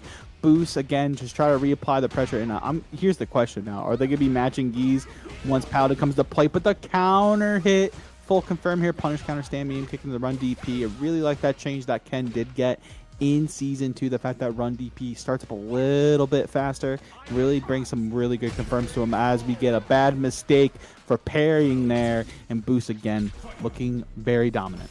Yo, shout out to Granola in the chat saying they ditched the yellow geese for orange. They're powering up. If their next set has like red, and then they go to oh no, because if they're doing like, they should have done the Dragon Ball thing, right, where they start as orange, and then they go to red, and then they go to yellow, and then they go to blue, and then they go to white, and then Toriyama has to figure out what's going after Ultra Instincts, and he probably will too, because that man is. Oh no, wait, no. Oh, Seth! Level 3 for Fierce, as Seth really doesn't know his history. Unfortunately, with a perfect parry. Oh shit, I forgot he's dead, dude. Like, you just see so much Dragon Ball shit that you just forget that the guy who made Dragon Ball is dead, dude. Oh How was no! I supposed to remember? I cried the day he died, but then like they announced the Dragon Ball mobile game like 2 days later. I didn't even have time. Yeah, didn't have whatever, time? dog. Yeah, but right now, no time to recollect is Boost as Fierce is going to take full advantage, get that level 3 situation, and get that level 3 rocking and rolling, going into this next round, get the damage boost and get the power boost as Kim now gets a little bit more out of this. Kim's stocks have been in an interesting spot in Season 2. You have players like Shine, really trying to do well with the character. Obviously, Shine moving a little bit over to the Ed now. But Boost really dominant, also having a World Warrior win for number 2 under their belt. And right now, it's just that Ken is just so dominant and so overbearing for some characters like Kimberly. Nice jump over. Taking that corner. I'm really trying to shake off the grief, right? Okay, going to level 3. It's going to be really close to going for that burnout, so he's probably going to be able to get like a walk-up Fierce, put some more pressure on. Oh, it's not as low as I thought. I guess that scaling really did impact on. It's one of those Season 2 things, but he still got it. Nice with that crouch strong. Yeah. Really good button to be thrown out. Even with the change to jab scaling in this game, a character like Ken that gets counter hits and full confirms off of drive rush jab into stand fear. Again, it's like a slap on the wrist at the end of the day for someone like Boost that really just uses the whole tick kit to fruition. Nice again, low forward sniping out the shimmy situation. And again, Ken, it's like there's a lot of the kit to use, you know. Like I was saying earlier, there's just so much flexibility on him. He's able to get hits off of everything, route into any situation afterwards. And I think that, you know, Kimberly has a lot of freedom too, but the fact that she's gated by the cans, you know, and then once she loses a can, it's like, okay, now I kind of have to spend time to rebuild the can. And it's like not even that she gets a lot of damage off of the can. She just gets like one mix-up opportunity that's so easy to avoid. Look at Fierce trying to throw it out there like it's a projectile to instill the pressure, but it was just gone. So now he's just forced to like go in through regular means. Footsies slowly walking him over to the corner, but Boost still looks like he's in a really good spot. Look at the drive right now. Yeah, Boost is very comfortable in the pocket right now, recognizing they are green in the drive gauge department, incomfortably, but right now Fierce is going to take full advantage, take a full combo here, go level 2. We do this all day, every day, and we're going to get another round trying to get back into this game.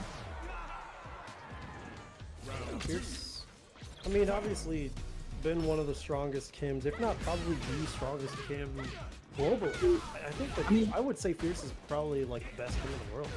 I would say Psycho, if Psycho's still playing the character too, is in that debate too. Also Shine. You know, there's still plenty of Kim. Desnier as well. There's still plenty of characters. There's so many players still playing this character, and it's really nice to see Dom SOS of Casa Claim wherever he is, you know, still cooking with the character. Lots to be working with, and again, I really like the placement on this Crouch Medium Punch. No full confirm though. Lucy can take full advantage. Level 3, bringing the heat for the one time and try to slowly get back into this game and try to make it a situation where Fierce has to get a little crazy with the drive music.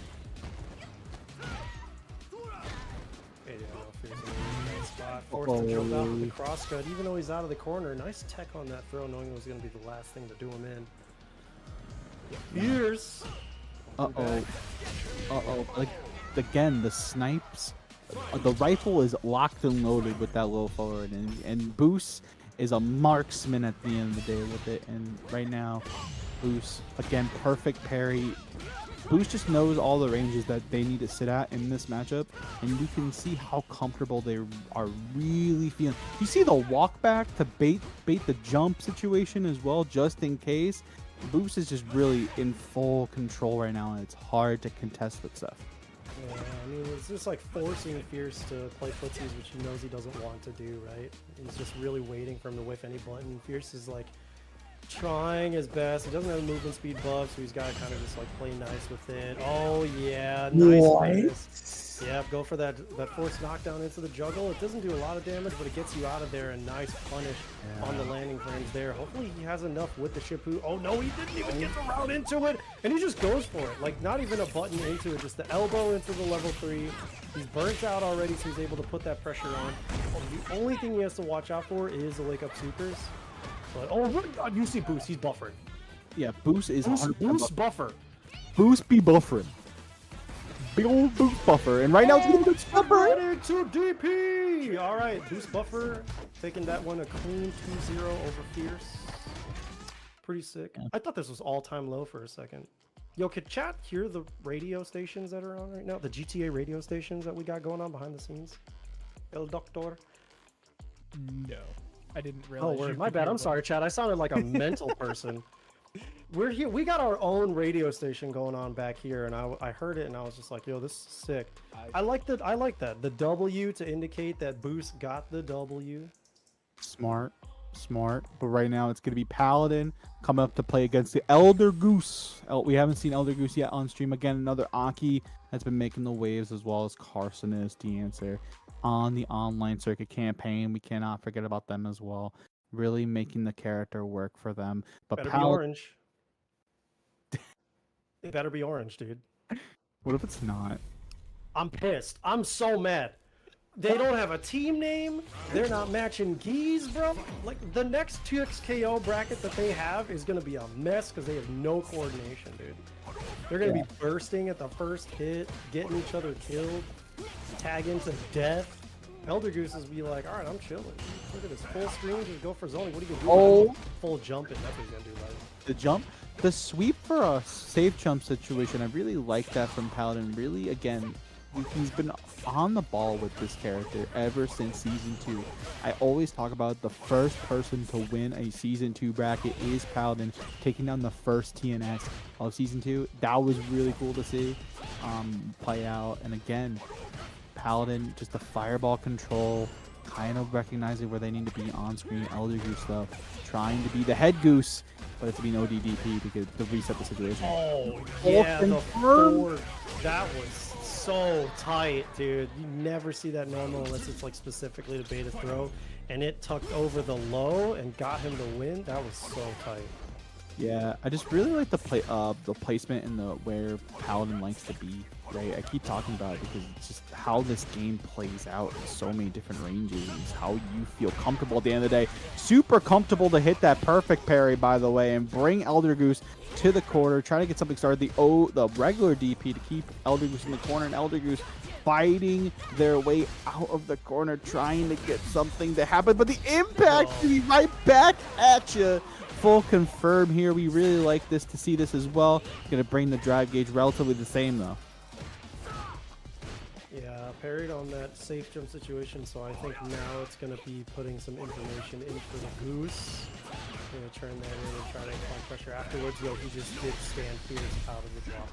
That's insane. Yeah. He's going for the level 3, trying to push for that burnout. He might get a good situation afterwards. I think he just has to, like, drive pressure, fireball. Oh, no, the neutral jump did not work out for you. Yeah, unfortunate now, but you got to be careful about your fireball placement, especially if you're full screen as Paladin, because Venomous Fang is an option that Elder can't get to. The snakes have to get out of dodge, and right now it's going to be the overhead. The last second, you know everything is on the line. You think about the last minute thing. No one thinks about overhead. That thing is unblockable, and if it's blockable, it's hard to blockable at that. Paladin looking to make it a 2-0 and move on in this bracket. Yo, you gotta keep your dome fresh, protected, you know.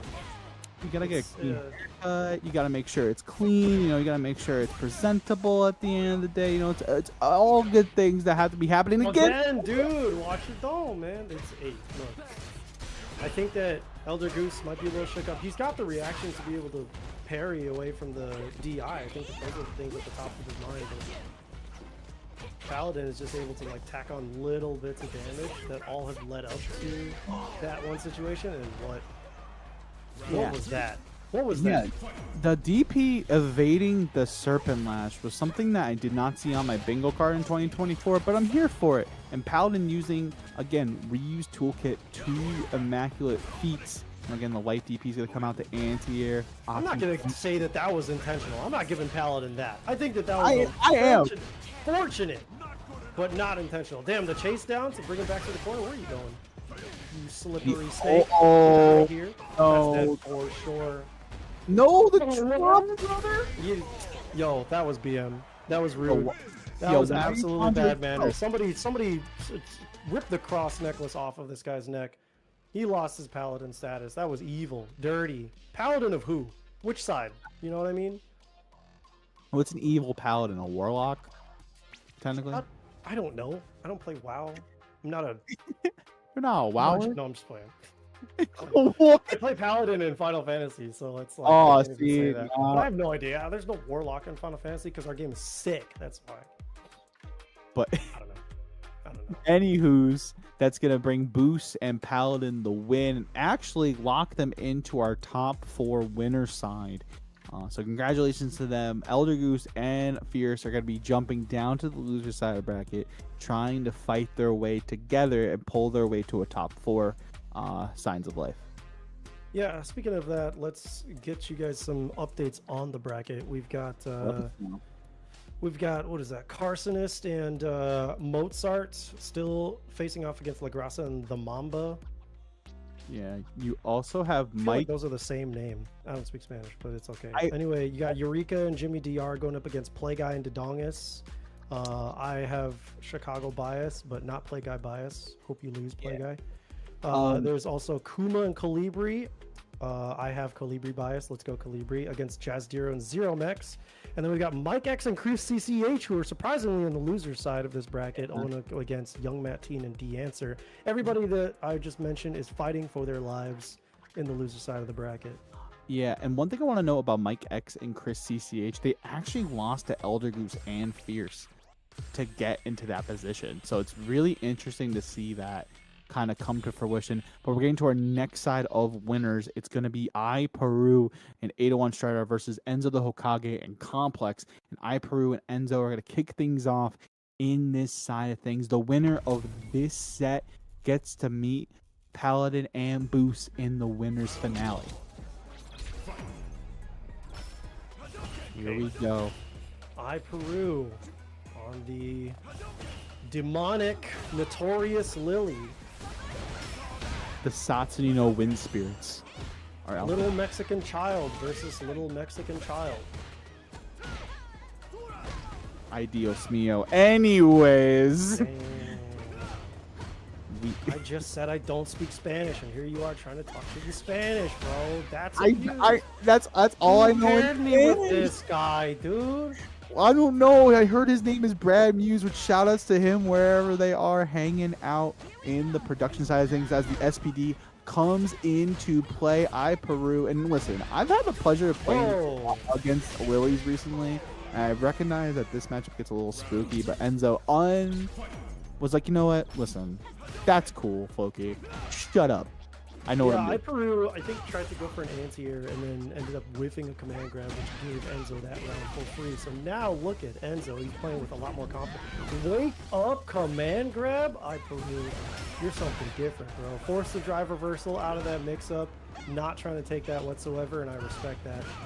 I don't deal with mix-up. I am the mix-up causer. I am the mix-up giver. I give the mix. I mix.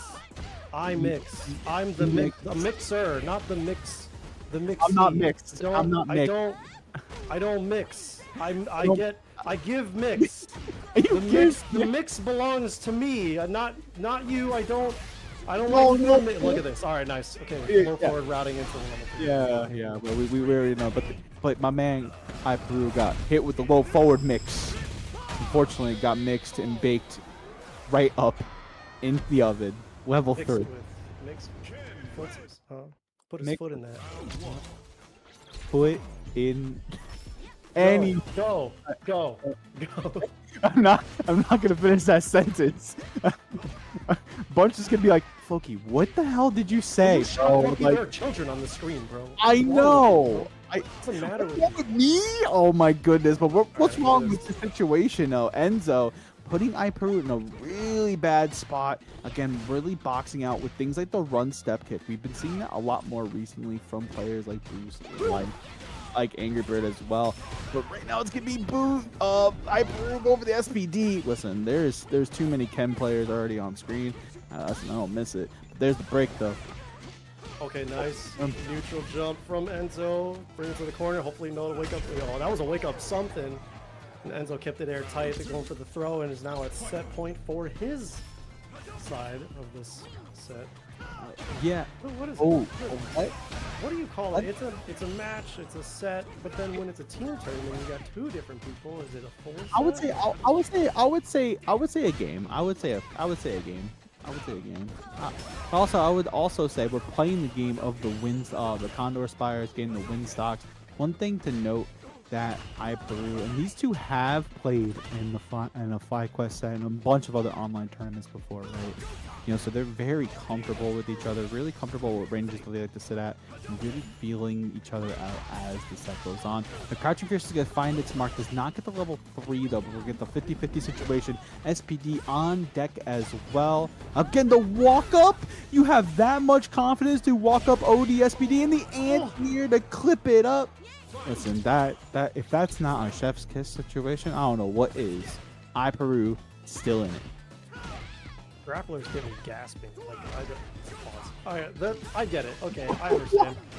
I'm just making noises over here, dog. This is a high tension situation. Okay, the command grab, the store, There it is. La mix-up, okay? Oh, Go mix for up. it. La mix-up. Force the drive reversal away from that, but nice. Gets that back throw into the corner, trying to dominate the space, lock him down however he can. But no anti-airs have been coming out from iPeru. iPeru has been sitting very comfortably. Uh-oh, but the wolf find its mark, and a not level 3 to save it for a rainy day. The Jinrai is going to come into play too. He didn't have it that time. I think he was trying to look for a reset. Now he's just fishing for a hit confirm into it. You can see him buffering all over. He's really just trying to make sure that the next hit counts. He does not want to have to deal with this right here, but now he's got to deal with one more. That's 2 win stocks up for iPeru. Goes in for a delayed drive rush to try to catch him pressing something, but the EXDP burns himself out again. And now he's got to be very careful. You can see him buffering again, but the level 2 turns a chip, and he's able to salvage the win, snatch it from the crib, rob the child blind. You really thought Enzo your stupid really, child brain. Enzo's a genius, man. Enzo really did the math homework and said, that's not the right answer. I got this is actually what the actual answer is, and they did the extra credit. And right now, Complex is going to be coming up to play against 801 Strider, the 2 newest characters into Street Fighter 6, Bison and Akuma coming up to play. And let me tell you something, this matchup gets kind of crazy with how much damage Bison can do against Akuma, but Akuma's fireball game, there's so many different elements to this matchup that, you know, both these players can exemplify, but only one is going to pull their weight and win this set and bring it to either a win for Complex and Enzo, or 801 Strider is going to have to rely on iPeru to finish it out. I feel like it really doesn't matter. It's like Bison's gonna two-touch anybody in this game, given the right conditions, right? Oh yeah, look at this, dude. You really thought he's like, you wouldn't dare EXDP against the Psycho Mind. He's only got 9,000 health, but unfortunately doesn't get the hit confirm into the scissor kicks. The Adamant Flame gonna give him some Oki. The chop, he honestly took that and wasn't in a bad spot afterwards, but you don't want to be taking too many of those, man. Kuma's gonna stick to you like glue. Complex is really trying to... Wow, the combo. The air-to-air pickup. From downtown, the hell attack, and honestly still, the fact that it gives that juggle point, no matter where it is, it's really impotent. And also 801 Strider, very comfortable with this character as well. You know, we've known them for the Marissa, but once Bison came out, they really gravitated towards this character and really have found their own with him. As right now, Complex trying to find game, trying to get started. The sippy cup of calamity. Seth, take a drink. Sip the rest of your drive bar. Look at this. Look me in my eyes. What do you see? It's like ruthless. Super. Yo, the delay. Some hesitation from Complex still ends up working out for him, even though he spent 3 bars to do it. You better not get a Psycho Mind planted on you. Okay, the anti-air Psycho Crusher. The fact that he has it, you know what I'm saying? He does have 3 bars locked and loaded. One good touch. Here it is. Oh no, be careful. The overhead's gonna find its mark. The OD Shadows Rise full confirm here. There's 7 golden letters. Peru is cheering on 801 Strider right now, as 801 Strider gets a game on the board, trying to get a win, so that way we can bring it to a 1-1 situation between teams. Oh my god, the Devil's Reverse. It's gonna mix you no matter where you're at. Working as intended. Now Complex still trying to play the footsies, goes for that neutral jump, catches a whiff punish. He's just really trying to lock 801 Strider in this corner so he doesn't have to worry about any conversions into... Oh, no, he put his knee... The OD's Devil's Rise is going to do some damage right now, but the crosscut DP from Complex. And again, I really like the placement on these buttons from Complex with the Stand Fierce and trying to get back into this game. Complex, again, undeterred in motivation, again, walking 801 Strider to the corner and really get that same song and dance we saw from round number 1 in this game. Oh, unfortunate. I think he tried to go for a crosscut there, ended up getting cross up, and now he's just like a bad spot. Woke up with a button, gonna go for the EX Cycle Crusher, the explosion. Oh, but he messes up the stump. He survives another day, but this is one more throw that you can't take, and he just... I think he tried to wake up with a button. Yeah, but now we're in a situation now where both players have 3 bars available. The perfect parry on the OD head stomp, and I really like this from Complex, really showing the confidence factor, but to be the level 1 to counteract what Complex was thinking of for a throw attempt. Okay, now hopefully that's going to buy him some time. He doesn't have to worry about a level 3 for a while. This combo from 801, but he's still doing okay. Psycho Mine has been planted.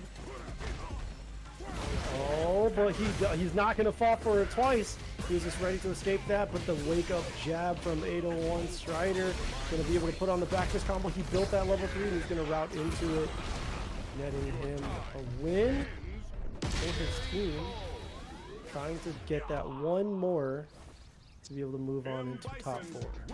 Yeah, and right now it's going to be Complex coming up against Peru, because now it is time to pull your weight, and it's time for the rubber match between these two teams. One of these teams are going to be moving on into our winners finals, and the other is going to be falling into that loser side of things, where they're going to have to be fighting for their life. Yeah, interesting. So Peru, right, ends up losing to Enzo. But it's like, with the way that he plays as a Ken, as a Shoto, it's already like highly aggressive.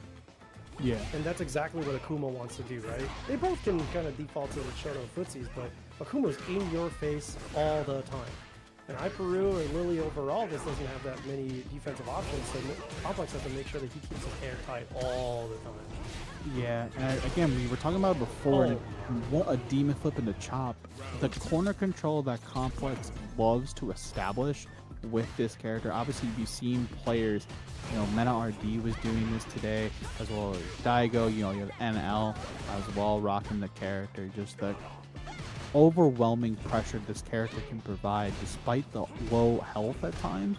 It doesn't make the low health feel like a factor, as right now again the shimmy is going to take the adamant flame knockdown situation plus block on that demon flip low, and again we're just establishing this corner control with the stand fierce Seth. Yep, that's that route. It's gonna keep him alive, blocks it, but it's safe, and he just goes for another neutral jump. Complex, you love his neutral jumps. It's been working out so well for him. Here we go. That CA gonna net him the game. It'll take all. You gotta drown in some sip of calamity. Drown in some calamity now. I'll tell you. That's a child, bro. You just nuked. That's gotta be so fucking like that's a felony, But what is a felony is a double. That's an actual felony. That's messed up. All right, got him in the corner. The DI, keeping it really ambiguous. The mix-up. There's just so many layers that he's tacked on right now. Blocking that drive reversal. This gets cooked. Hold on, one more situation. No. Oh, wake up, bro. You tried it, Peru, but you're going to have to try a little harder than that because you got a long road now. Set point available for Complex. Yeah, Complex looking really, really comfortable right now on how this matchup is going. Despite the 50-50 situations that Peru are trying and get these win stocks as well. There we go. Use it. Try to get something out of it. Oh, nice backdash. Didn't get anything from that, though. That was going to be huge.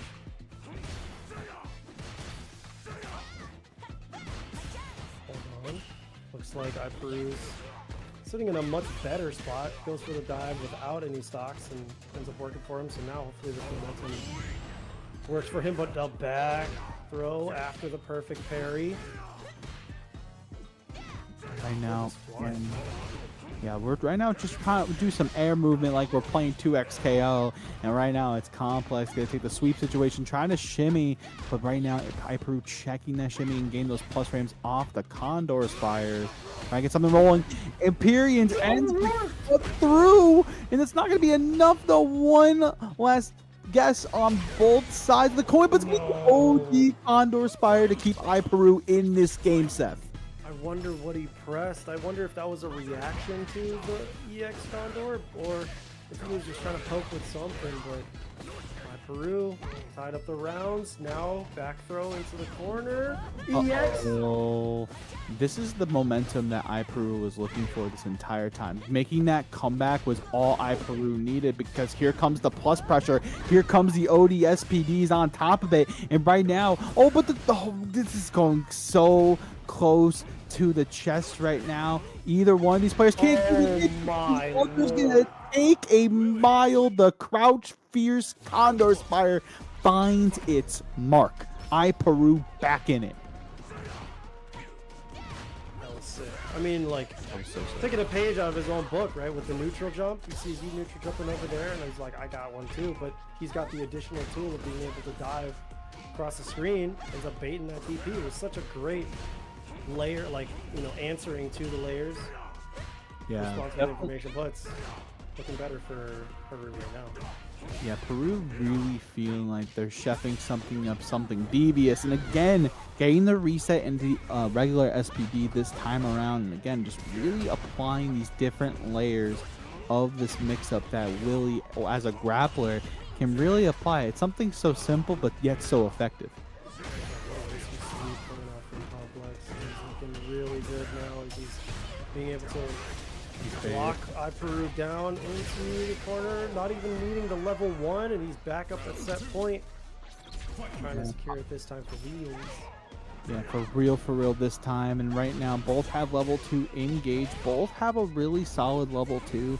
Obviously, in one of the sets that we did see with iPeru, went for the level 2 to try to chip, but not happening. Right now, Complex, again, trying to get the stand fierce pressure started. The drive reversal to keep iPeru in the corner, locked and down and locked and loaded. Again, the stand fierce, it's such a pesky normal. The sip of Calamity. What do you see when you look into my eyes? A burnout situation. And one last guess on the table, Seth. What's it gonna be? Oh no! We're out! Yeah, he's out, but he's still in burnout. And he's not going to be able to block very much left. He's got to do what he can to keep himself plus or avoid this damage. Doesn't work out that time. Tried to do the same thing. Tried to dive past that DP. Didn't work. But no DP coming up from him. He just blocks it out, punishes. Complex winning it for his team. 2-1 over iPeru and 801 Strider. Very close set between these two teams. And I really liked at the end there, even though iPeru was putting on this unrelenting pressure, Complex kept it together, kept composure, and got the win for their team. This does solidify winner's side of our polio weight event tonight. It's going to be the team of Paladin and Boost going up against Complex and Enzo the Hokage. That's sick. That's all that's Shotos. That's Shotos and then Bison, right? So like that's the main two protagonists versus the main two antagonists. The storyline is so sick. I love team tournaments, bro. This is so tight. But they don't have team names. They're idiots. Enzo plays Ken, though. Unless you're talking about Violent Ken. What? Oh, that's right. No, I'm talking about... What? What are you talking about? Who are you talking about? 801 about... Oh, Complex versus Enzo. I got mixed because I was talking about... I thought it was Bison because of 801. Oh, no. Whatever. You know what? I don't care. Anyway, the loser side is still formulating, okay? And we still got hella codes left in the Matcherino. Again, this stream is brought to you by Matcherino. If you guys could please just hit ! Matcherino in the chat. There's 26 codes left. I remember at the beginning or a little bit earlier, we were saying that those better be zeroed out by the end of the stream. So please hit that claim code. Get your goddamn 25 cents in the pot. It's already at $206 and it could be even more with your contributions. Absolutely. Hit ! Matcherino. And then also, claim the codes, but also we got Granola Games. Granola Arcade is always in the Costa streams, always holding it down for the entire online bracket FGC. But Granola jump scare, yeah, let's get them in there, please. Hit your gaming Apex. I'm not gonna read the whole thing. It's such a cool little blurb. It's a really nice, it's a solid blurb. Nice little storyline. It's definitely not there for you to read. It's not there for you to read, but it is like, it makes it feel like an ad read. It's so easy because, you know, the commentators can just read it on the flyer. Anyway, let's get back into that. Enough about ads. Promo code Casabunch at checkout. Casabunch gets you $10 off and also donates $10 into the match arena. Anyways, back to the match at hand. Cycles and Slice have found themselves in losers round 5 against a titan of a team, Mike X and Chris CCH. Mike rocking obviously at Capcom Cup, the Luke, representing Canada West, but right now it's the Slice rocking the Blanca, and again trying to pull their weight for their team. Listen, after what happened earlier in that set with Zycles, I am nervous right now for the team. mean, it might be, just because you got to remember that Mike probably plays a very different Ken than Boots.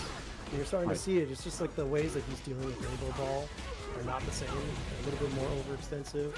And now he's back to the wall. He might actually just get chipped. Yeah, there it is. EX Fireball can't do anything about that. Yeah, and I really... No, he just took the hit too. Well, even if he committed, Slice committed to level 1, that because it's projectile, it's a checkmate situation. And recognizing at that point, it wouldn't be worth to go in for the level 1 because now you're in a situation where you have to fight back to get the level 2. But right now, it's going to be a full confirm off this delay tech punish from Slice, and now the corner control is in their favor. Nice break by Mike, undeterred and they ain't worried about nothing. They're just like, listen, you have to solve for Mike X right now. Do some math homework. The perfect parries on the Blanca ball have been so good, dude. This guy's reactions. And I really like the use of Run Tatsu because you get a full confirm off of it because it's punish counter, and I really like that choice. I might actually steal that when I play Ken.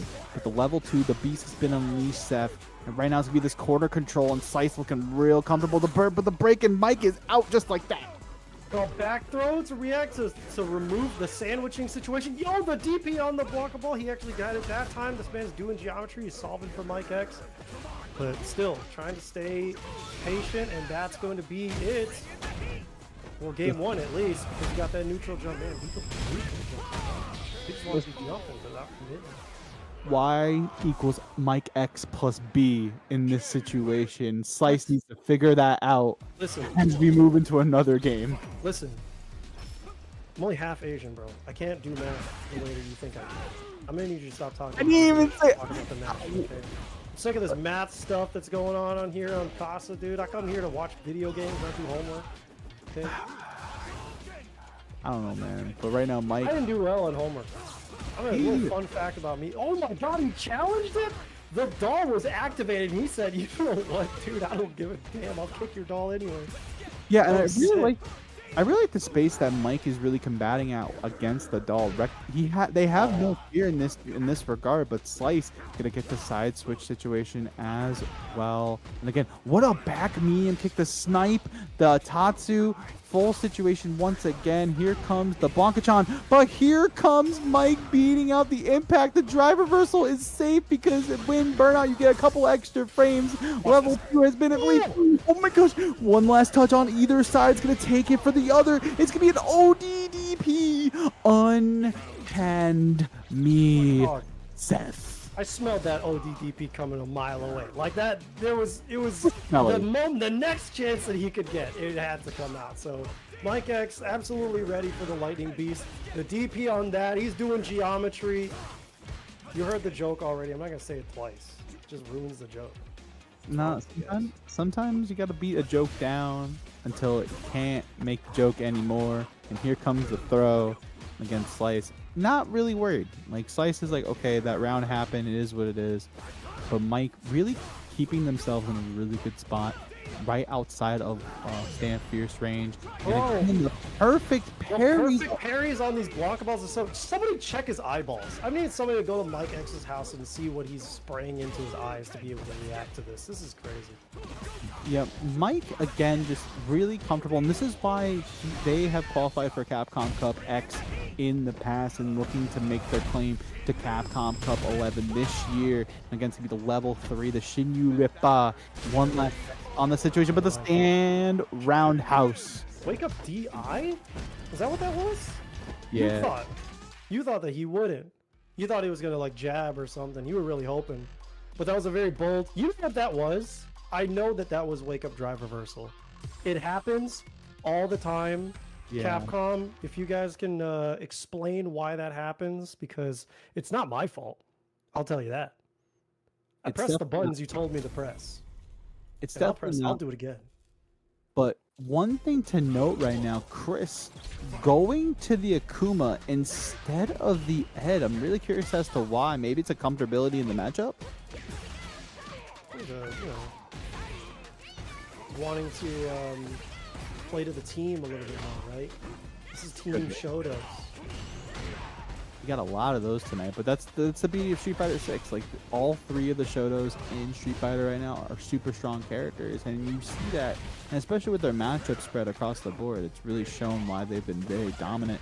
As Chris CCH trying to initiate this dominance against Cycles, using the forward heavy punch to keep pressure going, but it's going to be the situation now that we have to deal with as the Stamina Kid comes out. And again, I really like the spacing Cycles like to sit at, but again the spray kid comes out, the demon flip to get out of dodge. Spending a lot of drive meter defensively, which is good, but he's going to be able to punish this, make it out there for sure.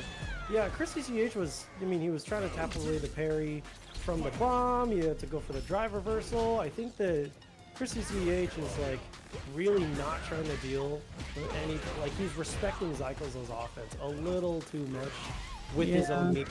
He needs to start retroactively doing with buttons and like obstacles on the screen and just killing them, because he won't have to worry about anything if he just goes into level 3, right? Yeah, that's cool and all, but let me get a perfect real quick. Chris CCH. Mint condition.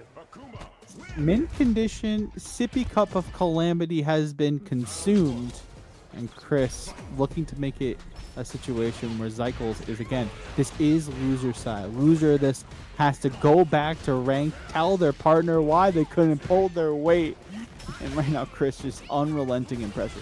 Bro, have you ever had those like strawberry drinks? It's not even necessarily strawberry drink, it's the one that I got. You ever had those drinks that come in like little glass bottles, but then they have like the baby, like the baby sippy, what the are they called? Like a baby bottle top. I don't know what it's called. The plastic thing that you suck the drink out of. I don't know what it's called. Oh, what's good, Beef Kentucky? Anyway, you came at a perfect time. We were just talking about the match and nothing else. Look at that, the Hellblade kick. Yeah, Seth trying to figure out what's going on right now with those sippy cups right now. Chris CCH figuring out the situation that he wants to keep Zykl's in to make sure their team moves on and losers. It's just what I think of every time we see sippy cups. Zykl's, nice EXDP to bust out of there. Okay, take the low off the drive rush situation right now. Nice block on the overhead for the back throw incident right now. Mike, and I like the empty demon into nothing. Full confirm here, level 3. And if I did the homework, this should be enough just like that. Mike X, Chris CCH in a blink of an eye. Oh, yes. Let me see that again. That felt like a Street Fighter 5 Akuma V-Trigger 2 combo. Look at this. Boom. EX Adamant Flame. Send it. EX Air Fireball. Grounded Air Fireball. That was tight, dude. That felt anime as hell. Into the level 3. I'm glad that that was the replay that we had. The one clip that we needed was just like how sick that combo was. Yeah, shout out to everybody who's been claiming the Matcherino and been sticking with the bracket so far.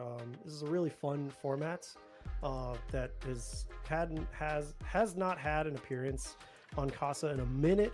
So it's cool for everybody to kind of like get familiar with it, and you know, the pace of it is moving along just great. We're about to get our loser side of the top 4 solidified, but we are moving steadily along. Our winner side so far is going to be Team Complex 90 and Enzo Okage going up against Team Paladin and Boost. We got to get the team names worked out, man. Like, yeah. You don't understand the theatrics that could be had. Like, in the second pull your weight, like, we got to have those team names on lock, dude. But speaking of theatrics, one place you can be at to get some theatrics is East Coast Throwdown, happening later in the fall, October 11th to October 13th. It is a Capcom Pro Tour premiere spot. So the winner of that bracket, it could be you. You can punch your ticket to Capcom Cup 11. Again, if you guys go to ecthrowdown.com, it's going to give you all the information you're going to need to sign up, get your hotel rooms, the whole 9. We're going to a bigger space this year. here in Hartford, Connecticut at the Connecticut Convention Center. I've been going to that convention center for so many years. There's so much space for the throwdowns that be happening. So if you guys are ready to open up the pit and get some moshing on, head on over to East Coast Throwdown again, October 11th to the 13th. Get your butts there soon because it's going to be a crazy event. Did they drop the ECT single yet? I think they did with the trailer, but I know that I think what's his name? Alex V? Is it Alex V? Yeah. I don't remember who it is that does the production for the soundtrack for ECT. But do a fantastic job. Yeah. Also, again, big shout outs to all of the team at East Coast Throwdown. That'll be Li Joe, Zach Catterman, Walter, all the staff there. I know I'm gonna be there. I believe the Casa team is definitely gonna be there. That is one event you cannot miss on your calendar year. The team does such a great job. Also, unbiased, I was in the trailer like twice. That was ridiculous. I popped off while I was at work. I was like, wait, I know that guy. That's me. What's crazy? You messaged me being like, thanks for putting me in the trailer. And I was like, why would you think that I made your trailer? I don't know. I'm Midwest, and I don't even do their trailers anymore. Oh, it's because I did the FGC meetups one, but I was just like, that who else was going to do it but me? Yeah, shout outs to the old fucks on the East Coast, Li Joe, Catterman, Walter, Sweet Johnny Cage, Bunch, everybody that's making East Coast Throwdown possible and legendary as it is. I'm gonna be there. Yeah, I was gonna say, like, Midwest is mobbing it deep, dude. We're clearing that event out.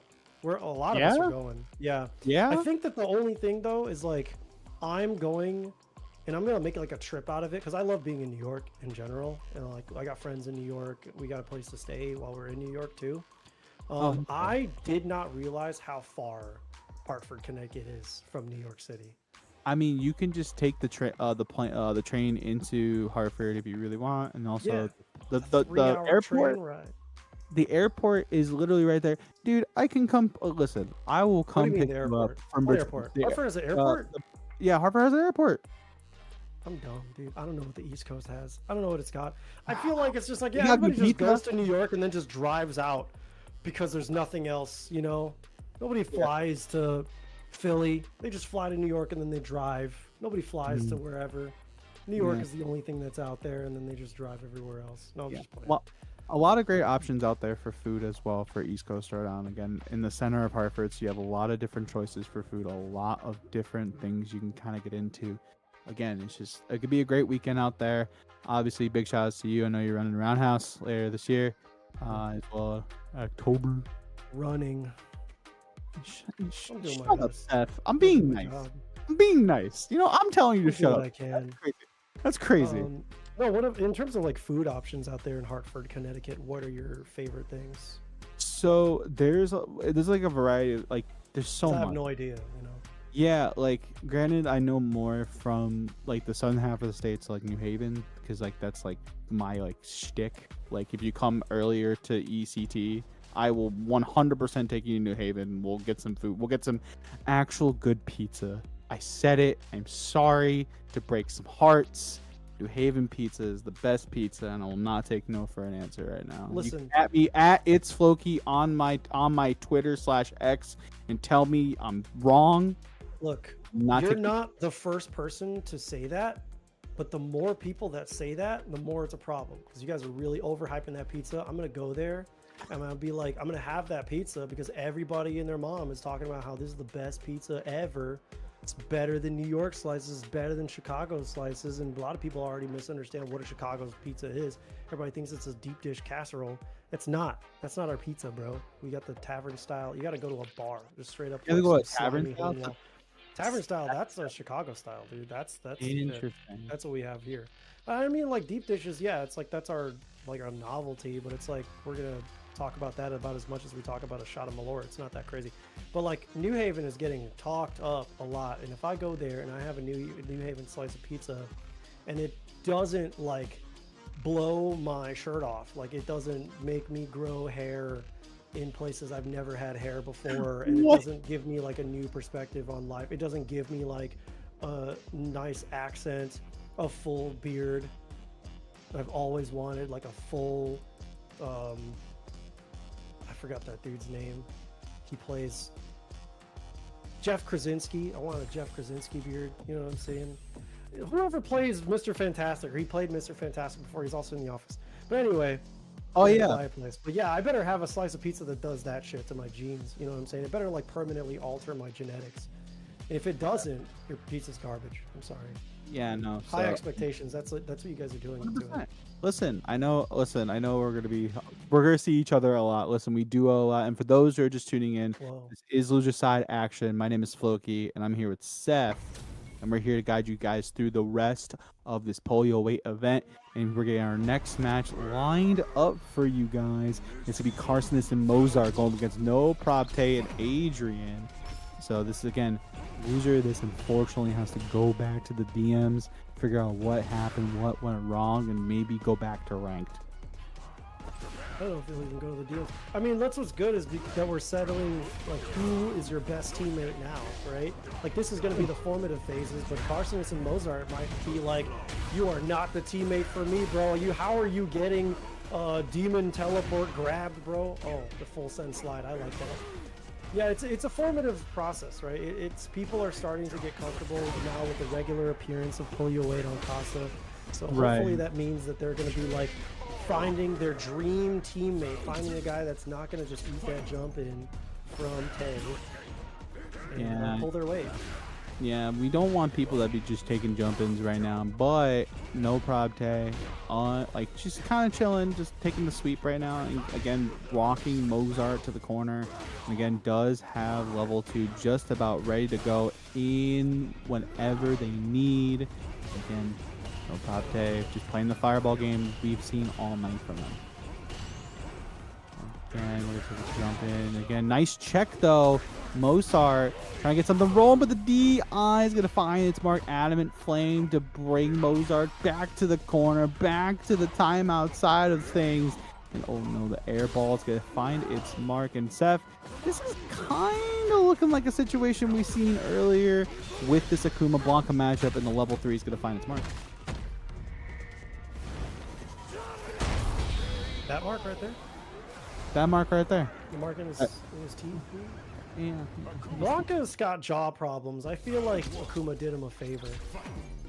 He's making him more handsome. Fix the jawline. Is like, listen, I think you have a couple cavities, my friend. I think that you've spent all of your childhood mewing in the jungle, and it's permanently altered the way that you can like settle your face. Let me and the Satsui know how to be we give you the realignment of your life.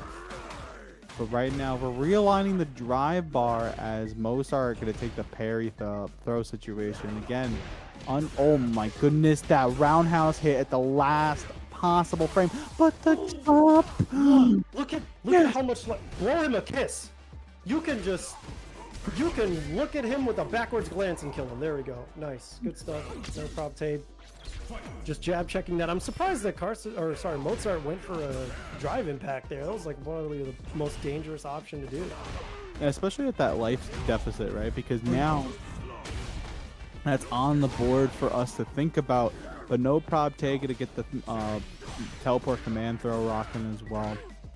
He's had him in burnout so often. Yeah, the Butter's you conjuring spells? Seth, come on, man. But the level 3 is going to connect off the trade combo. You get the beast level 3 engage. You do have 3 Blanca chance to work with. That damage? What the shit was that? That was yo, the single hit confirmed? Hold on. This was tight. Back to back. Send the trades, dude. Look at it. Hold on. Burning your home down. Get burned in the jungle, and right now it's gonna be No Probte, no problem at all, taking it over Mozart, and now it's gonna be up to Carsonis to take it over Adrian to bring it to a situation where Mozart can find some redemption. But yeah, no, this is just back and forth, back to back level 3s to your point, and honestly, I think Adrian going to the Edward once again. They did have success in this matchup earlier on, so Yeah, I mean, I feel as though Ed. I don't know of any matchups that Ed like objectively loses. You know what I'm saying? No. I feel like Ed is just he's so incredibly strong in ways that people just like aren't putting that much critical thought into just because of how like it's a difficult thing to think about it, I think. Like Ed has been so consistently winning since his release, and it's just hard to say like what his weaknesses are, what his faults are. Like, yeah, people will say it's the defense. It's the number one thing, right? It's the defense. I would say. But in reality, like when you're playing at his optimal ranges, and then also the fact that he has an OD reversal, it's not even all that much of a weakness. It feels. You know what I mean? Yeah, and it's also too, it's like the character plays like a grab and go, right, with the flickers, but it's also the mind game of thinking about, okay, now I'm going to go for drive impact, but then I can sway back with a kill rush. And then again, we're already seeing Adrian really apply these kinds of pressures. Really, again, we were talking about it earlier, using the low short as like a really solid poke. And again, just kind of trying to catch Carcinus in a situation where chip can be imminent at any point. Level 2 is a great way to get that started, but Carcinus can take full advantage. But unfortunately, you ran out of drive gauge, you ran out of butter, and Adrian's gonna slide in and get the win and get a situation on screen where level 2 can happen this round.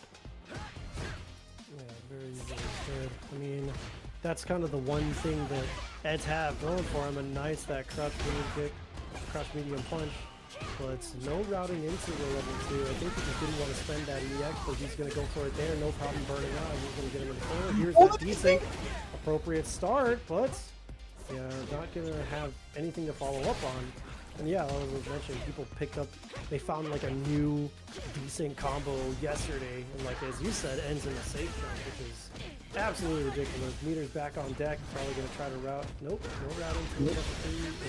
Yeah, and that right there is a checkmate situation. The fact that you can cancel OD, Psycho Spark, and shoot into level 2, it's just so much chip damage that you as the defender really have to think about where your drive gauge is at all times. And also as the Ed player, you got to figure out, hey, how much drive gauge do I really want to use for this situation? And is it going to be enough? But right now it's going to be the OD DP finding its mark for Adrian, really trying to play this Psycho Spark game against Carcinus again, willing to stop what he's doing and really like force Carcinus to really think about Venomous Fang from full screen, but kind of baiting it out already. Yeah, Carcinus trying to make every hit count, just poke him to death. But look at that, has him in burnout, is his back to the wall, the cruel fate, he just takes that, he's not buffering, it doesn't look like, but he's got to be ready for whatever comes next. Oh, he just goes out with that standard jab, back into the corner he goes. Oh, that's actually dead. Yeah, and I really like that situation from Carcinus, recognizing the drive rush there, just to kind of keep that pressure on. Like her dash is pretty solid, but the fact that you can use her drive rush, she has one of the best drive rushes in the game, a la DJ, a la Bison, a la Jury, right? But right now it's going to be a drive impact instead. We're going to take a Psycho Snatcher into the actual regular Blitz just for more pressure on top. And look at this plus frame set. This is so scary. Look at this. He's just really chasing him down, trying to brute force his way over to the corner, lock him down, but giving him the respect still after the plus frames. And he might come to regret it as Carcinus is about to get a really good situation, baiting that parry, but doesn't make him pay for it. Gonna go routing into the level 2 again. Gonna get this desync. He's got a good start. Hey. Yup. Go all the way to the corner. Yeah, it is level 1. Nope. Just goes for that safe jump. Goes low that time. Carcinus is ready. Stays alive too. Yeah, kind of saving the level 1 in case there is a peculiar situation that as the Ed player you do have to deal with, but you might not even get to use it. But the actual puddle instead of the fireball, the level 2 to actually set something up. That was so sick. Using the actual Psycho Knuckle charge to chase the actual orb to force Carcinus to not use the bar. What a play from Adrian, and Adrian. Oh my God. He lived. And look at this, you let the poison do its work. He's just gonna sit tight. He doesn't have to spend too much bar. He's gonna make sure that that poison stays on. But no, he tried to contest the OD ball and ends up paying for it. He's not able to anti-air. Carson is bringing this up 1-1 right now. Oh no, and right now again, Adrian playing almost a perfect game, but Carson is right back at it. He's gonna take the poison damage off the Venomous Fang, get the crumple on top, and use that stand medium punch that's been one of her best tools overall after the buffs to really make it a situation where you really have to be careful about your drive rushes. But right now, again, Adrian kind of pestering in the corner like he's been talking about with those different buttons with the forward fierce to kind of keep pressure. It kind of feels like a Dragon Lash, right? It's not, you don't get the plus pressure, but it's going to be the deadly implication though to reapply the poison set. But the throw on top of it though is going to take it. And right now Carson is looking to get a W on the board, looking to make it a situation where Mozart might have to pull their weight. Adrian, though, looking to bring it to a 1-1 situation in the round counts. Oh, nice with the pickup. And that float was such a good spot, but the jump out, the bait. Carsonus was just being very patient there, and now he's got such a great spot. But, ooh, a little too far for that throw. You actually might be dead for that. If you hit it right, he's got it with the D6. No! So, brother, not like this. Not like this. Oh no, but you still have level 1. You have to be careful if you're Carsonus, but they find the mark on the drive impact stun full combo. He's so dead. No. CA. Oh, god damn it. That feels bad. So the reason why that didn't work was because of the delay on DP. Because at times where the orb hits, if you do not make it meticulous enough and have like a micro lock or just a wait on some things, you actually might get more hits out of it. And Carsonus took full advantage, felt the blood in the water and smelt the poison and took full advantage. And now we're in a situation where the loser of this goes home. It's gonna be Mozart and it's gonna be Adrian NY, who is gonna pull their weight for their team to victory. Yeah, interesting. He tried to like contest that fireball there instead of just parrying that out. He had the meter to do it, but he still did the over aggressive option. But either way, yeah, tragic way to lose. You know, you're doing the hard combos and you're gonna have to, I mean, like speaking of hard combos, look at the character he's playing right now, right? Like this guy loves execution. If his top two characters are Guile and Ed. It's just a tragic way to lose, so hopefully he's going to be able to have ways to pull it out against Mozart. Yeah, and right now it's a really interesting spot. You know, we've been seeing Adrian rock the Ed all night long, but maybe it's just a comfortability pick. Maybe it's just a way to kind of mitigate the Blanca balls a little bit better. You know, Ed at some points in this matchup gets a little spooky because like once you go for your flicker normals, crouching medium punch from Blanca is a real threat that you have to deal with. And sometimes it's really hard depending on where it's placed. And right now Mozart's gonna take full advantage of this. Reset. That was very, very, and it's also nice to put this on the board ahead of time, right? Because now if I'm Mozart, the card's on the table. And now it's up to Adrian to really think about that the next drive rush. As we see, Adrian can kind of pester with the booms, nice anti-air, but the OD ball get off of me, trying to find the spot, the upside down kick, gonna find its mark once again, Sobot to keep pressure. And now we're just trying to pester each other, back and forth we go. OD vertical ball once again. Oh, the jump around. But the cross, would you consider that a cross cut? I would consider that a cross cut. Cross flash kick. Y'all have it easy. Y'all charge character FNS characters be having that easy. Flash kick, right? I'm not gonna call a flash kick a cross cut. Oh my god, did the pass through? It goes the level 3. This is gonna be really close to burnout. I don't think that he's actually got it, but I mean he's able to like dash in or follow up with a blockable ball or something. Yeah, double dash. Still not able to fish. There it is. Here comes the level 2.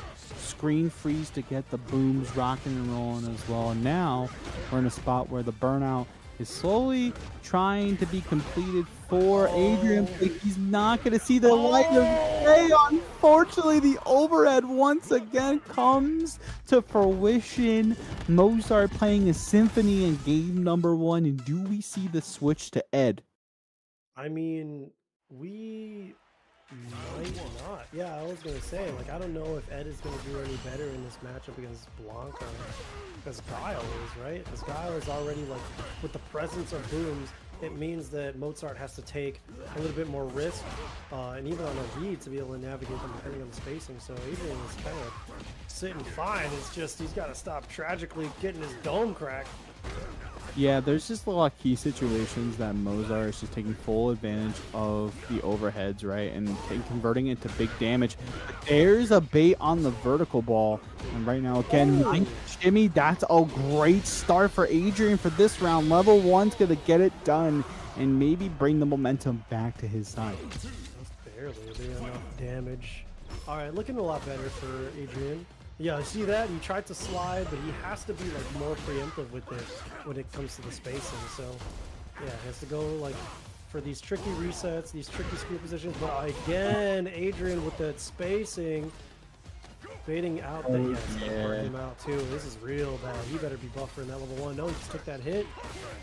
I'll beat that. Yeah, oh, he is definitely in dire straits right now. Look at the chip off that whole situation. Post level 2 into the flash kick. Adrian, just like that, brings us to a 1-1 and brings us to a final game between these two teams.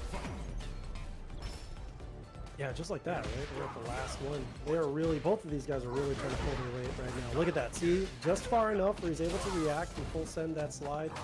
Get that punish. Mozart looking better this time around. Overhead. Oh my god. Oh, will you get up? Get up. Fight back, but the sneaky impact is going to find its way to Mozart, and Mozart is going to be looking at set point for their team. Adrian NY, you got to find something, got to go deep in the tank, try to find something to bring it to a final game, final round. The perfect parry is a great start to that. He tries to go for his overhead of his own, but Mozart's like, what are you doing, bro? That's my thing. Spends all the EX he has and just sends the slide, and it actually connects, but he might be in a really bad spot as he's burnt out in the corner. The jab into level 1 puts Adrian in burnout now. The flash kick, he's out of the corner, but look at this, both in a really bad spot. Yo, you can't, man. Like, he's been ready with those slides. He's been so good with that. He's got the drive impact just far enough. He's got to pop that level 2. Oh my god! He might be cooked. Yeah, you're cooked, bro. That is so tragic. Mozart able to abuse that burnout and be able to lock him down, taking it over Team No Prob Tay and Adrian, eliminating them from today's Casa Pull Your Weight 2v2 bracket. Man, that was a really good good adaptation from Mozart, because the game before that, it looked like he was losing bad. Yeah, it was a lot of weird situations that he's getting put into, and then just a matter of, again, really introducing that overhead as a threat and really manipulating how the booms are being active in that set. So Mozart is going to be moving on with Carcinus. They're going to be meeting, this is crazy, Fierce and Elder Goose for the for qualification for top 4. That's and true. I have a little bit of update for you guys. Chris CCH and Mike X took out Peru and 801 Strider 2-0. Goddamn right. Major. I got also another update before we get into our next set, as the players are loading in, which is going to be really quick. But hey, once again, this stream is brought to you by Matcherino. We've got 21 codes left. Okay, we've been spamming those things in the chat as much as we possibly can, so you guys have every opportunity to be claiming a free code for yourself. It's free as hell. It's free, 25 cents. So please go click on that link, go to Matcherino, hit that claim code button if you log in. You can log in with your Discord account, you can log in with your Twitter account, you can log in with your Twitch account, which you're on. You know, you got hella options, okay? So click that claim code button, dunk that goddamn 25 cents into the pot, bring that pot up, support the bracket, support the players, support Casa, and support Matcherino. Thank you, Matcherino, for sponsoring the stream. more or less. Definitely motivation for you guys to continue to support the Kasha. Speaking of motivation, what's going on, Neo Judai? I hope you're having a fantastic night. Look at these two handsome men on my screen. What do you mean by that? You What do you mean by what, that? you You're know what making Neo me means. blush. You know what Neo means. You're making us blush. Neo's talking about the two players that are coming up on the stream now. Yeah.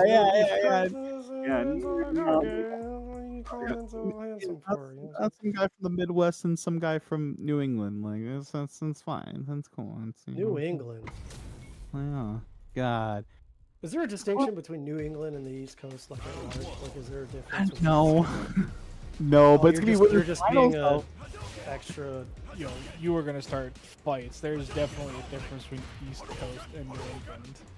Oh, so if you're not on the coast proper, right? So if you're not like which one's not on the coast? Is it Pittsburgh, Vermont? What the hell is a Vermont? Pittsburgh's a What city. the hell is a Vermont? The hell is Vermont? Yeah, but it's Pittsburgh. I know it's a city. But I'm saying is Pittsburgh Vermont on is the definitely coast? East Coast. Like Is it on the coast? But it's or not Is it, No, physically but on the coast. it doesn't have okay, to. so you see what I'm saying? Which one's New England? But and it which doesn't one's have to East Coast? touch water. You're getting too far into the weeds on this. So yeah, really we're not starting that arguments because now we're getting down to semantics. Like which one is? But we're getting into semantics of this winners finals though. Paladin and Boost going up against Complex 90 and Enzo. Enzo and Paladin kicking things off for the teams. And honestly, you wouldn't want it any other way. Ryu versus Ken, an absolute classic. So if it doesn't have to be on water, then what makes it the coast? Oh my God, Seth! You're about to ask next if water is wet, and I swear on my left No, ankle. I'm just trying to. I'm just that doesn't make it make sense. Bro, make it make sense. If it doesn't have to be. On God, we're gonna mute you. Yeah, and right now, Dead ass. He's so serious. yeah, Enzo is dead.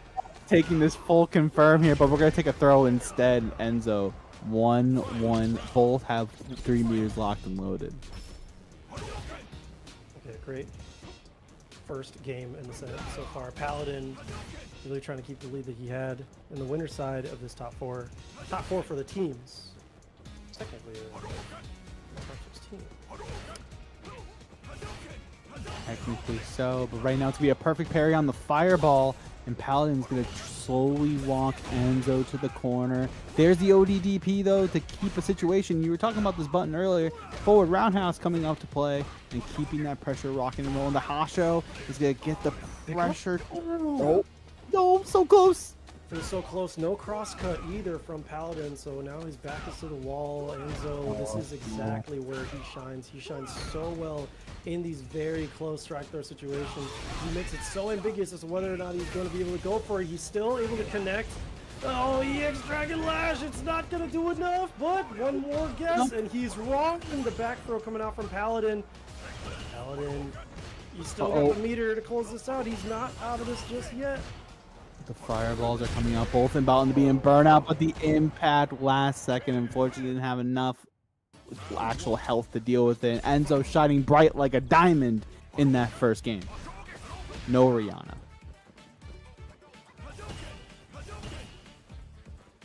No, Rihanna, stop.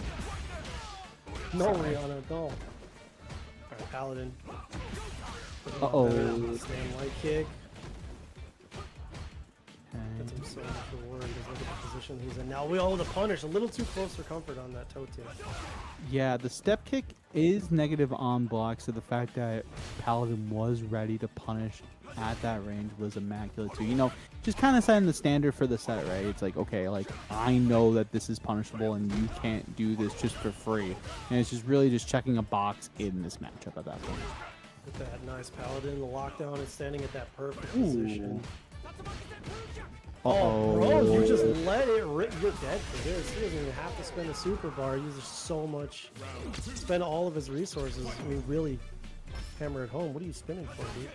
Yeah, that unfortunately was a let it rip situation, and I am not talking about Beyblade, unfortunately. And right now, Enzo looking to get on the board in this round again. They are sitting with a game on the board in total and trying to make it for a team situation where going into grand finals, especially in a team tournament, that's a big advantage because now you don't have one person you have to take out; you have to take out 2 people. Yeah, true. Team tournament format is very exciting with the ways it shakes up the conventional format, but also the ways that we get to see the players work together. Nice check with that jab. He's able to lock Enzo down in the corner. How's Enzo going to try to escape this? He's going to try to just go for a jump out because these tick throw situations are really blowing him up. Oh, another one? One more? No, double, triple tick down, dude. Paladin locked him down. Kept Enzo guessing, unsure the entire time. Now it's tied up. Hashtag take the throw in Street Fighter. And right now, again, 1-1. And again, for a match like this, if you get the win on the board for your team, it is such a momentum shifter because now it's up to you later on in the set potentially to pull your weight to make it so you guys have a chance at grand finals. There's moments where they're playing the footsies a little too close, but they're giving each other a lot of respect, you know. Okay, good connection from Enzo, but it's still been like more than 30 seconds. And look at the life right now. We've just been giving each other a lot of space, a lot of patience. Look at the respect between these brothers. Yeah, they are just throwing them fireballs, throwing them plasma, and trying to find their way in. Again, stand light kicks to pester in those ranges too, in case one or the it's so impatient they just want more and put their hands in the cookie jar. Okay. Oh, but Paladin was ready after that perfect parry. Oh, Tried to go for the overhead, but Enzo reacted with that EXDP. Young man reactions right there from Enzo. And again, super chill to stay in this range. A nice punish. Gonna take a full confirm here. Ken has one of the best drive reversal chain punishes in the game with crouching medium punch. 15 seconds left on the clock, though. Oh my goodness. Yeah, that's why Enzo spent everything, is because he was just trying to make sure. Oh my god, he didn't even have to go for that overhead, dog. That was just unnecessary, but it still worked out. Paladin now at set point. Yeah, just recognizing in that moment, in the scramble, just one situation was going to turn the tide, and it's going to be a situation off the back fierce. We're going to like this situation off the Hasho as well. Nice break, though. Enzo looking in a situation we don't normally see him in, definitely on the back foot for once in a while, but that's the beauty of Street Fighter 6. Your favorite player is going to get mixed. Your favorite player is going to get on the offensive, but also get on the defensive. We're going to take a serious combo off this Jinrai setup again. Oh, but the jump out! Paladin is ready, Seth! Yeah, he's so ready. Now Paladin is just trying to find that hit to route into level 3, but we're back into the mid-screen. Doesn't have to worry about the corner anymore, and actually survives the trade and is able to breathe some life back into himself. That DP, powerful, deep cut. Enzo is really in distress right now. Yeah, in distress, losing drive gauge, losing fireball wars, but right now to be the level 2, gonna connect off the OD fireball into step kick situation. And right now, Enzo trying to walk Paladin into a corner situation that they won't be able to do anything now. But the perfect parry is going to take full advantage, and we're going to a final game, final round to get one W on the board for the teams in this winner's final, Seth. Enzo had like back-to-back excellent perfect parries against the Hashos, so he's got that timing down pat. Paladin's going to have to start mixing up the timings if he wants to keep that tool in his arsenal, but now Enzo already got a route into the corner, going for that cross-cut, but he's out. He's fine. And Paladin can just sit here in this, but going for another jump in is a little risky, because now one more good hit from Enzo, he's got the resources to be able to make this really bad for you. Yeah, right now Paladin, you know, granted in the life deficit, but he does have 3 bars locked and loaded for the nice situation. There's going to be the clip on the low forward roundhouse, not going to find the mark on the throw though. Enzo looking to find their way in, again scratching and clawing their way, but again, stay fierce, doesn't find the mark. Back throw incident though. Oh my goodness, Seth, this is so close to call. Yeah, I mean, just still playing footsteps from afar, but no, the drive rush gets blown up by the level 3, and I don't think that draw is enough to kill. No, absolutely not, but it's enough to put him in burnout. Go into one more guess, or just go for another chip out, because I mean, Enzo's just got a buffer as a way out. He's still healthy enough where he can survive something bad, but the trade! Oh my god, dude. The DI cut through the follow-up from Enzo. He wasn't buffering into anything. He had level 3 too, but he tried to go for a sweep, it looked like. I want to see if we can get a replay just on that last situation, because the block string that Enzo used, or the string that Enzo used after that, was what got him killed instead of trying to go for an actual soft route into a level 3. No, it looks like we weren't able to get it, but yeah, he got like he did a trade, and they did like medium punch into like sweep. Yeah, it may have been an input for level 1 potentially, so that could have been break the armor, but it is up to Complex now to bring it to a situation where there is another chance for Enzo, but Boost is standing in Complex's way. Here we go. Still rocking the discolored geese, but that's, you know, I love that. I love that. I love that. I love that for them personally. That's just me. If you think about it, Goku and Vegeta never matched either. That's, see? No, when they were in the hyperbolic time chamber, they were both wearing the armor. That was 3 episodes. Yeah, but you know what I'm saying? When you're saying never. That wasn't in a match though. That was in training mode. That's totally different. Training mode and in match are 2 different things, and Boost in the match right now got the first round on the board. And Boost looking to bring it to a situation where Paladin can kind of sit pretty and hang out as Boost kind of finishes out and pulls his weight to a situation where we get the run Tatsu situation, catches the backdash waiting for it. And I really like the placement of these situations, Seth, and right now Complex back against the wall.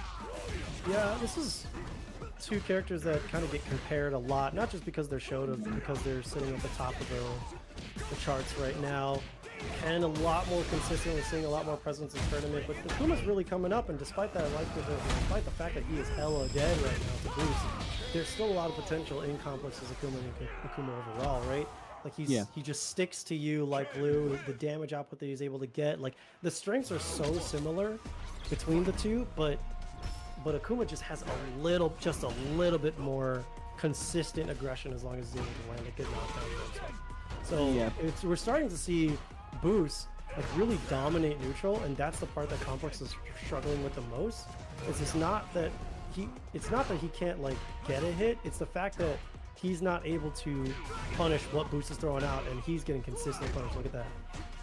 Yeah, input error potentially on the OD Dragon Lash. That was a bug that happened in Season 2 where you would go for the run DP instead, but you would get OD Dragon Lash. But right now, Boost gonna take the delay, and again, the OD DP is gonna come out. Boost on set point just like that. And Ken is one of those characters. I was talking about Luke earlier. Ken's another one of those characters that can play Street Fighter 6 neutral so well. Have these really big, strong buttons that can really make an impact at the end of the day. Akuma also has that as well, right? But Ken just having the extra insurance of having a little bit more health, and especially in this kind of game, really adds up. That's what I'm talking about. That's what Complex needs. He needs those really solid leg punishes. He needs to be able to stand in the right direction. I mean, or in the right position. The way that Akuma's walk speed is, like, this guy is quick. He's quick on his feet. This is a nimble, old-ass man. And he needs to be standing in just the right spots. This looks good, but he's not moving. Complex is standing stationary, and he just might be dead. Oh my god, barely survives! And his Boost ends up dropping the combo after that toe tap, and he better not. Yo, brother, what was that, dude? I understand the concept. You want to just be punishing the fireball with the sweep, but listen, you're not well. That's a thing. But right now, what is a thing is this run, and I like what Boost has been doing all night with that, and also Enzo's been doing it as well. Getting the perfect parry into the situation where you get the Tara combo into an instant mix-up off the run stop. But right now, Boost, again, playing this really manipulative game with the low forwards, with the low strong as well. That button is super strong, but the stand fierce from Akuma is just as strong. He's just like Ken. And right now, the Fireball War has been engaged for Complex. And right now, it's looking real tough. Yeah, I mean, like this what's working out for Complex is like any damage he's able to get on the board. It's not from him just brute forcing and skipping neutral. It's him actually like, properly and adequately playing that neutral. Now that he's got the burnout, oh no, the pumper into. But wait, what?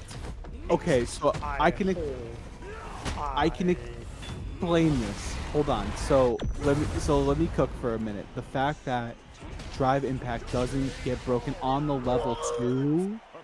That's why that situation worked in the crumple engaged. But right now, Complex, that is exactly what he needed to get back in this game, in this winners finals. Clip that, send that to someone you know. Listen, Street Fighter 6 is sick. It's a tragic circumstance where, like, I guess the invincibility just ran out, and then that's what allowed it to trade. I guess there's like invincibility in the startup, but not upon the hit, right? So level 2 isn't invincible on hit. No. Level 1 is. Okay, well then you know it makes all the sense in the world.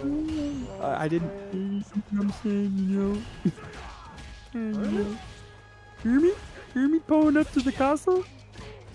Oh man, I'm about to get muted. Anyways, back to the match at hand. Hold on. This looks fine for Complex. Despite back to the wall. Yo, the DP cut through. That's bad. That throw. No, don't take that one more. He went. He tacked. Good stuff from Bruce to really play on his insecurities. Walk all the way back. And now look at that. Winning the footsies game right there. Complex. But there it is. Bruce skipping neutral as usual. Her using the drive impact, the drive rushes, and really the system mechanics that Street Fighter 6 provides. Bad mistake for that parry flash, and it's going to be a full situation now. Pestering with the stand fierces. The level 3 is going to find its mark post counter hit, and look at the damage. Look at the situation that Boost has put you in now, Complex. One less guess on the table, Seth, and one last scenario is going to be overhead Jin Rai, and it's going to be Paladin and Boost, the Hado bros, the Shoryu bros, the mismatching Gi bros. That's going to be moving on to our grand finals. The Satsui no homies. I don't know what the lore. I don't know what the Satsui no are. I guess it's just Akuma's thing. I guess it's just the bad one of whatever they're using. But either way, gets out to Paladin and Boost. The Shoto bros sitting in the winner's side of grand finals, I guess. Yeah, because we started this off at top 4. So yeah, it was a winner's final. So now they're going to be sitting pretty there. And now we have our loser side set, which is going to be Mike X, Chris CH versus to be determined. To be determined. So right now we're waiting on Fierce and Elder Goose and Carcinus to Mozart to finish up their match. While they are waiting, they're currently 1-1 right now. That's close. So we're gonna kick it to a short break, and we'll be right back. Enjoy the ads, chat. Bye, chat. We'll see you in a bit. Fucking ads, boy. Enjoy.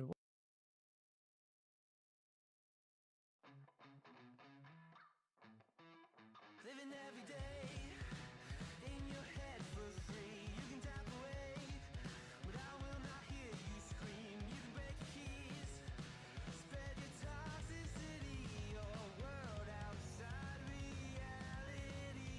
In your room, a little hideaway, but you let it through. Enough to go insane, living in the dark hasn't treated you well. You're building your own prison cell. Hey, wait, don't waste it on me. Spite, lies telling you, don't waste it on me. Did I brush you off? Is it your lack of friends? We never met. Even if you pretend, am I in your debt? I don't know you nothing. Don't say something you'll regret.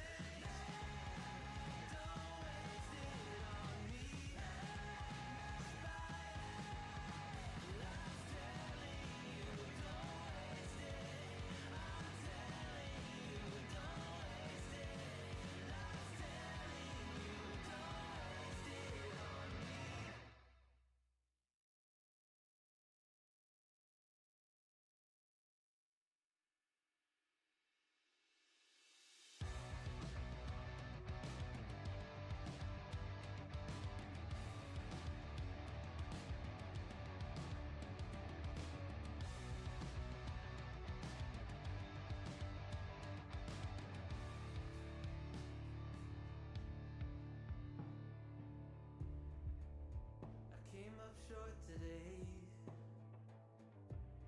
Feels like I fell 1,000 times.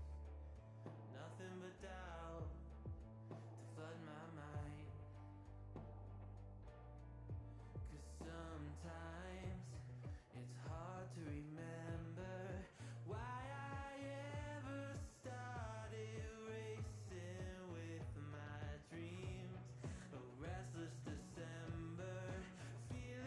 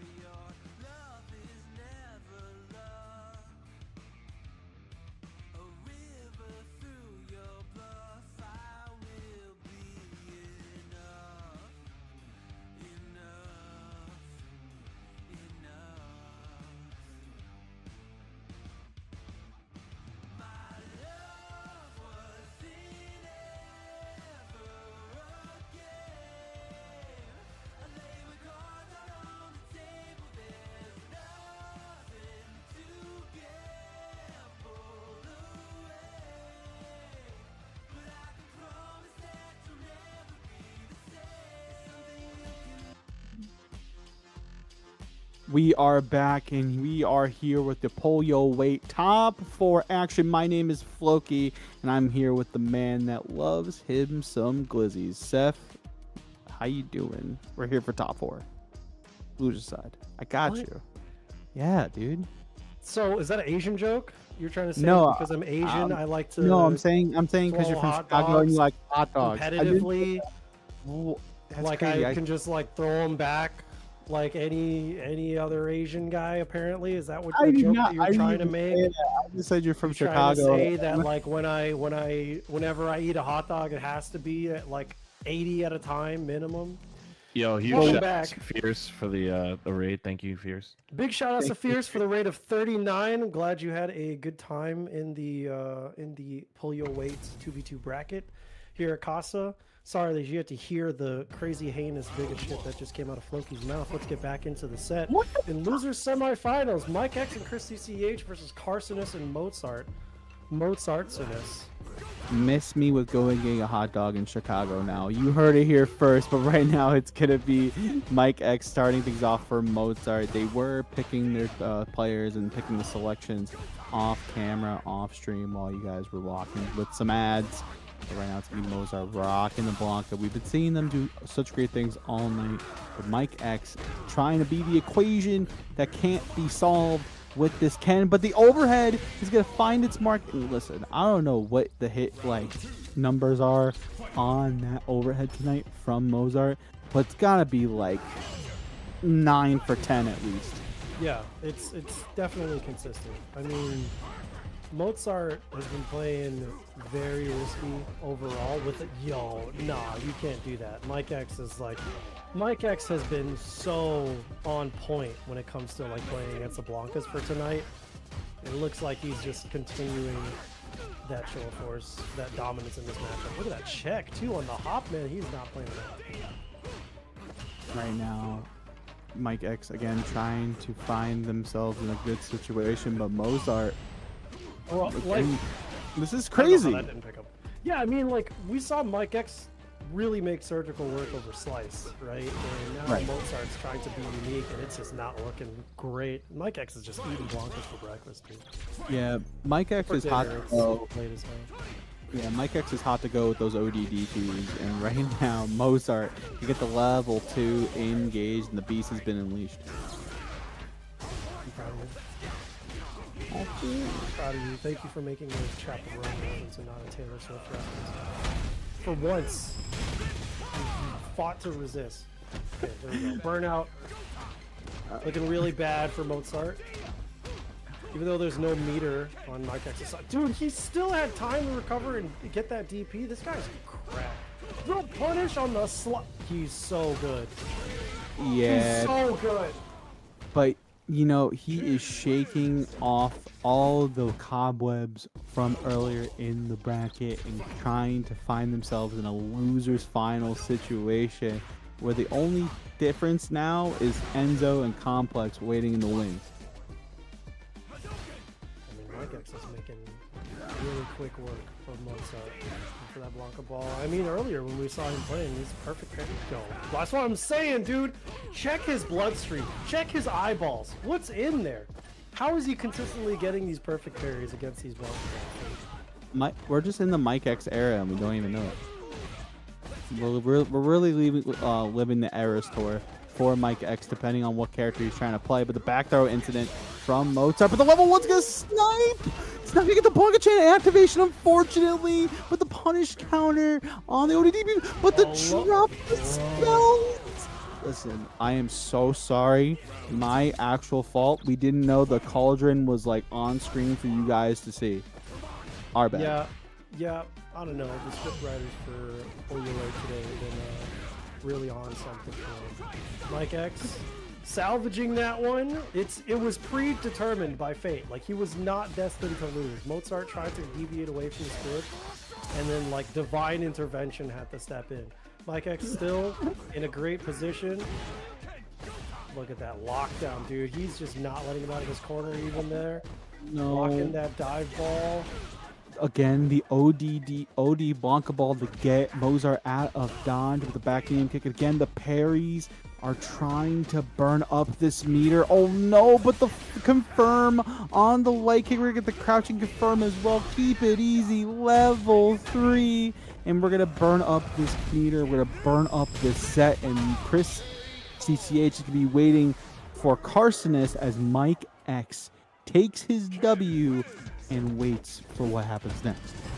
He's like so aware. I'll bet that when this dude goes to sleep at night, he listens to the audio cues for Blanca balls.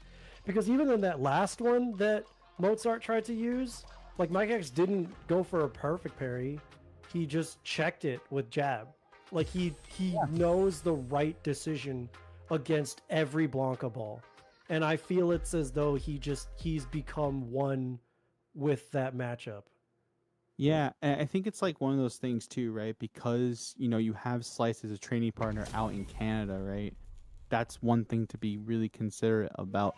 But Chris CCH rocking the Akuma tonight. Really no Ed going up against Carsonist with the Aki. This was a matchup earlier that we got to see with Complex rocking the matchup. So it's nice to see a little bit of variety. That's the spice of life. Yeah, I like the Heavenly Akuma. This has got to be one of the sickest Akuma colors. It's already off to a really good start. That OD Adamant Flame, giving him a lot of damage, a lot of pressure, but now Carson is... Oh, never mind that thick jump in. Huge. Level 1. Boom. I will make a point. In this matchup earlier, Carson did lose to Complex. So maybe took a little bit of time to think about the matchup just in general before they keep pushing on. But, Mike and Chris are two very strong competitors. All four of these competitors are absolutely strong. This bracket's been stacked the entire night. But it's going to really be up to Carson to really establish pace. But Chris really manipulating space with the stand fierce. We've been talking about it all night with this character. It's like Ken, but does a little bit more and gives you a little bit more reward. And right now it's going to be a low forward to find its place on the screen. Empyreans and level 2. Not going to be enough. You're going to get the actual confirm off the demon flip. Maximize that damage. Chris CCH. Akuma's so cool. This is the sickest he's ever been. Whoa. Ever been. We're Ever in his life. How do you feel about a Carsonist Lily transition? Because we're going to the Satsuni no Condor Spire. Oh, this is what you're talking about. Okay, yeah, I think this is interesting. I personally haven't seen Carsonist on Lily, which is probably the character that he played before Aki's release, but maybe this is also just something that he's been having in the pocket kind of quietly or trying to really develop, because it's not something that I think most people are familiar with. And it doesn't look like something that he's familiar with. Never mind the wake up command grab. He's learned from the best. iPeru may be out of the bracket, but he's not out of our hearts. Not out of our hearts. They're going to be the plus pressure off the OD fireball, and it's going to be the forward throw to take the round. Chris CCH set point for his team. Micah has to be jumping up for joy, knowing that there is a chance for a loser's finals berth to be placed in this matchup, but Carson is not out of it just yet. Drive rush into SPD, finds its mark. Ooh, no SPD punish. Yo, hold on, Carsonist. That was the easiest punish of your life. It's okay. I feel like he's just reacclimating to the character. We're playing a very technically no shot. Is that a reaction? Was that a reaction to the dot? I'm blown away. The words are jumbled, and the calamity has been sipped out of Lily. One last guess in the tank for this team, and it's going to be the low forward. Chris CCH get a low forward their way with Mike X into losers finals, where they're going to be meeting Complex 90 and Enzo the Hokage. Arsonist, I'm a big fan. You're Aki Pioneer, Tech Monster, and Monument. Put that Lily away. Put it away for a while. I think that it just needs time to cook. Okay, it's a little undercooked. Set the oven to broil, whatever you got to do. I'm glad you showed us that your confidence in that. That was cool. Keep the confidence, but keep it quiet. That's all I'm going to say. This match is unplayable, he says in the chat. That makes sense. That makes sense. Yeah, it's a cool one. That does make. All right, I get it. I get it. So this is going to be an interesting one that we're going to be lining up right now. It's going to be losers finals. It's going to be Complex 90 and Enzo the Hokage versus Mike X and Chris CCH. Right now they're figuring out the teams. While we figure that out, we're going to be hitting that match arena one more time. Listen, there is still so many codes to be had. Exclamation point match arena in the chat. There's 14 codes left. 14 codes left? Hey, yo, chat. Okay, here's the thing, right? There's 14 codes left. There's 109 of you. That's huge. I know for a goddamn fact that not all of you have claimed a code. You can log in with your Twitch account, something that you are logged into right now. Okay, if you're busy yapping in the chat and you haven't, I'll have Bunch scroll down the list and cross-reference. And if he sees a name that's in the chat that hasn't claimed a code, he will personally ban you. I don't know if it's... I'm just going to say that that's real. I have no words to describe him, but we have the Matrino codes coming in again. $209.50 in the pot. Again, big shouts to Casa for always holding it down for the FGC as well. Again, this is the first of many different formats. I know we did the regular bracket style, and as well as the kickback is still in rotation. It's really nice to see that Casa is committing to a lot of different styles and giving you guys what you guys deserve. Variety shows and really pushing the envelope of what can be done online. It's like the Casa network, bro. Like every week, network? It's so different. Oh, wait a minute. Yo, you have like the antennas and then like Casa and then there's Casa the TV, network. bro. Casa TV. Casa TV? It's a different episode every week. You can tune into the kickback. You can tune into pull your weight. You can tune into like the regular, the regular bracket. But it's like this network being something so different every single time. Game day, which is the special mystery tournament. Speaking of game day, we've got a little bit of announcement for you guys a little bit after. So after the next set, tune in after Losers Final. You're going to find out what's coming in for game day right near hot live on TV on Casa TV. I don't know. I'm not going to keep saying that because I don't know how Bunch feels about it. But either way, don't go anywhere. I mean, you guys are going to see this one through, but we've got a special announcement for you after Losers Final, and we're going to get into Losers Final. Mirror match, Enzo versus Mike X. Yeah, Mike rocking the orange and Enzo rocking the light blue gear, or pants rather. And right now, Enzo kind of finding their footing, really starting the ball rolling with these frame kill stand medium punches. And again, nice punish. And this is what I like about mirrors, right? You know the kind of buttons you're kind of looking for in the neutral game. You kind of know what your optimal punishes are against your own character. And it's now time to put that to the test. And what better test than to pull your weight? You have to pull your weight in the mirror match to really set the tone for this Losers Finals. Yo, shots and both sides for the raid as well. Thank you for tuning in. Good attempt on that Blanca. Tune into the next pull your weight. So you can pull your weight. Chat, you got a lot of weight to pull as well. We still got some Matcherino codes that we want to claim, so I'm sorry to have to bombard you with that first thing, but yeah, get those codes out of here. Anyway, Mike X responding in kind with the pristine mint condition round against Enzo. PSA grade 10 on that, perfect, right? And now Mike X getting hit with the crouching medium punch into a DP. We're going to take a throw. We're going to take the drive rush on top of that as well. And again, it's just a matter of pestering with these stand light kicks, with these stand fierces, with the low forward that we all know and love from Ken Masters, and really who makes the most of it. And as we see right now, Enzo really confident, really taking their time, but Mike X not out of it just yet. Going to take the DP for the side switch. Yeah, I mean, like, one thing that I want to point out, which is really fun, it's just like a fun thing to point out, is that, damn, we're out into level 3. It's really appropriate for what I'm about to say. Their costumes are the exact opposite colors and they play kind of opposing from each other. Mike X is a really defensive, like very meticulously defensive end player, whereas Enzo is like, he's always trying to press and interrupt pressure. He's always trying to jump in and skip neutral. Like he'll play the footsies as much as he can, but he's like way more active on the defense than Mike is. Like Mike just, he makes sure that everything that he presses is going to land, and it's very consistent when you watch these two play.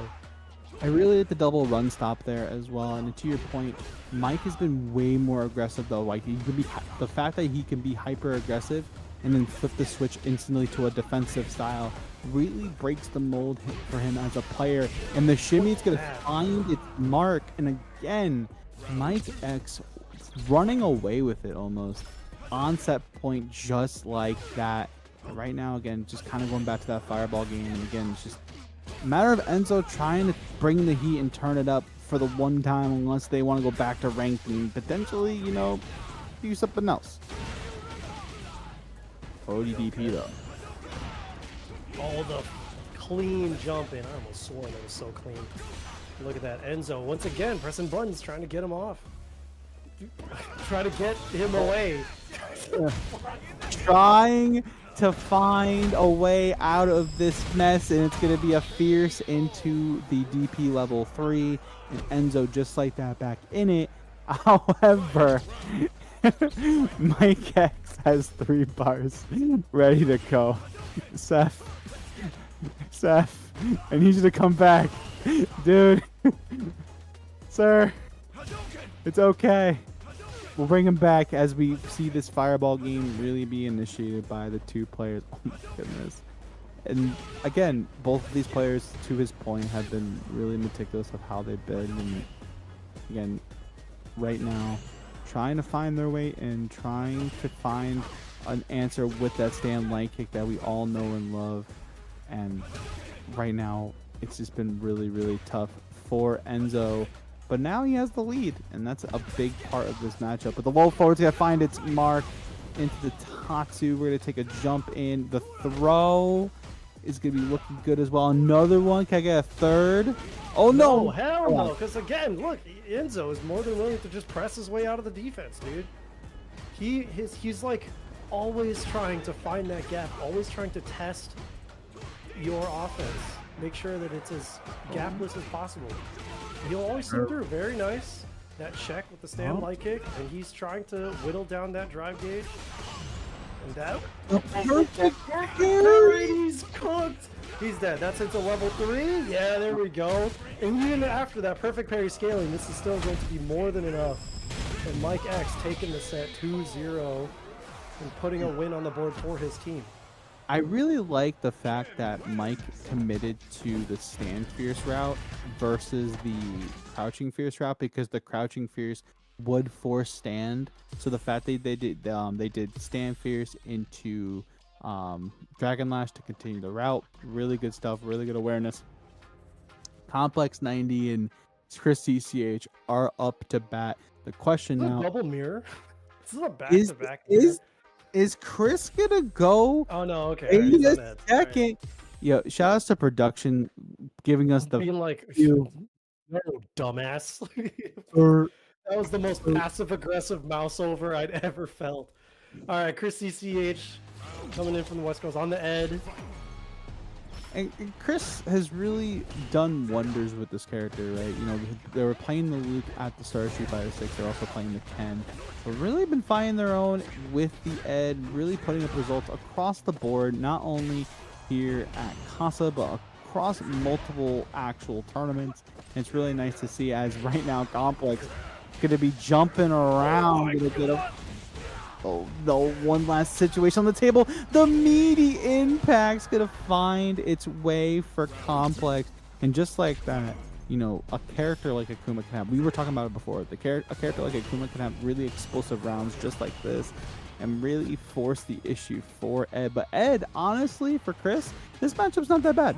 Like, you have a way to nullify the air fireballs and really contest at a lot of different ranges. It's just that sometimes that damage can come out Especially against someone like Akuma, it is tough. But the meaty fireball situations, the situations off of the blitz, is all adding up for Chris. The snatchers are coming in. Oh, what a wait! And that was such good patience from Chris. I mean, he could have sat there all day. In all honesty, he was holding that flicker. He was just really contesting complex, seeing how he was going to respond to that flicker. But nice, here we go, route into the level 2. A little too far for a D6, so he's just going to go for as much damage as he can and bring him into the corner. And that's still a lot. The safe jump, he ate that, dude. More mix for your head top. Yeah, working really well, but look at that demon flip all the way out, the full send, but still the interrupt from Chris CCH, and he's got another level 2. Bro, like that. He just built that so fast. Yeah, and that was we were talking about that new route, and shout out to Brian F for really figuring it out. The fact that there's routes now where you can combo off of level 2 into flicker, into light blitz for the safe jump route. And now, especially with how level 2s work, especially a utility level 2 like Psycho Cannon, Chris takes full advantage of that. And right now, we're just taking a second.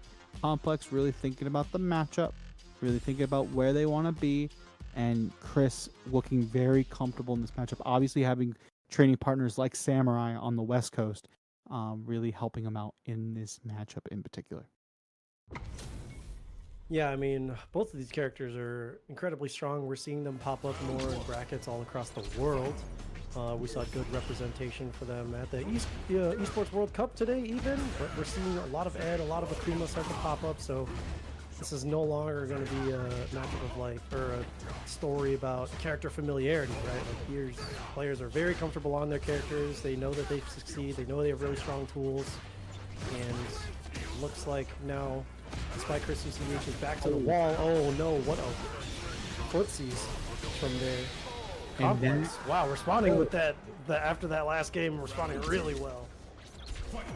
Yeah, Complex did a really strong job. Just recognizing that you'll get the meter back just like that, especially in the game like Street Fighter 6.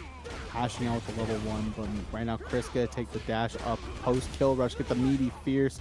You're gonna set up a situation where now, oh no, throw a little too early for the parry, and it's gonna be a Complex right now. It's gonna take full advantage, but again, the match out and the challenge. Are we gonna go for the desync? Absolutely. Gonna get the oh no, the drop zone. Fell just out of it. The micro spacer could not work, but look, the drive rush EX Psycho upper to cut through, and now Chris CCH is set point, trying to carry him and his teammate Mike X into grand final. Yeah, Chris recognizing the space on that was immaculate. What a drive impact. Gonna take a full situation off the heavy blitz again. Meaty fierce to keep a situation in their favor. Chris pestering with the stand, heavy kick as well. What a counter hit confirm off the crouching medium kick. One last guess on the scenario. Does not commit to the actual drive rush, decides to kill rush back. Thought a button was gonna be pressed. And right now Chris trying his but does crouching light kick. Listen, you can try to do anything you can, but no one is ready for the psycho power, and no one's ready for Chris CCH. Mike X, Chris CCH move on into our grand finals here at Pull Yo Weight. Yeah, that was such a strong set from both of them, and I mean, like, it's no slouch to Complex and Enzo. They had an incredible run throughout this entire set, this entire tournament as well. They're great players individually, but man, it just looked like Chris and Mike were both just like really wanting to win. That Matcherino prize pot has got them motivated, and it should get you motivated too, because we got 3 codes left. Please, Matcherino has been so kind to us over the years, and we want to be kind to them too. If you guys could please, this is our last chance because we're about to go into our grand final. If you could please just claim these codes. As a matter of fact, if this isn't reason enough for you, okay, let's run through everything that we're so thankful over. Okay, there's 3 codes left, but there's also these granola, arcade, snack. Oh shit! I'm so sorry. Sorry, granola. All right, he's fired. Yo, shout out to granola with the big summit. The biggest of summits is probably one of the lightest but yet sturdiest leverless I've used thus far. big shout outs to the homies over at Granola, granola.gg.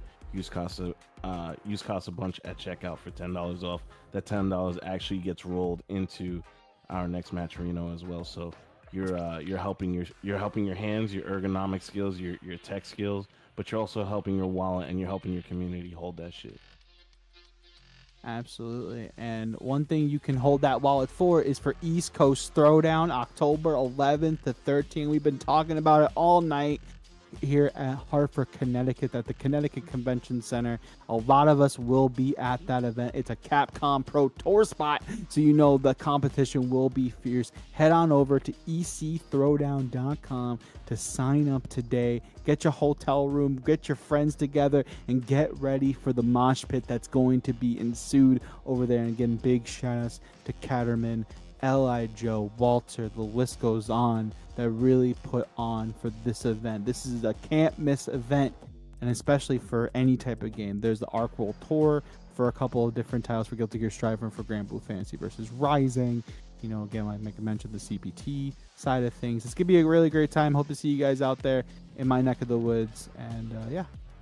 And all right, and then I want to bring attention to the calendar, because we're definitely gonna explain something that's all the way at the end. But first, let me just say this format style that we're segueing into off of the season finale of the last kickback. Shout out to Carson. This is our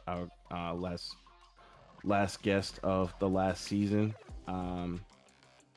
Yeah, we're just trying to throw a bunch of cool shit together into every month so that it doesn't get stale. You guys can get a bunch of different looks, and quite simply, so I don't get bored.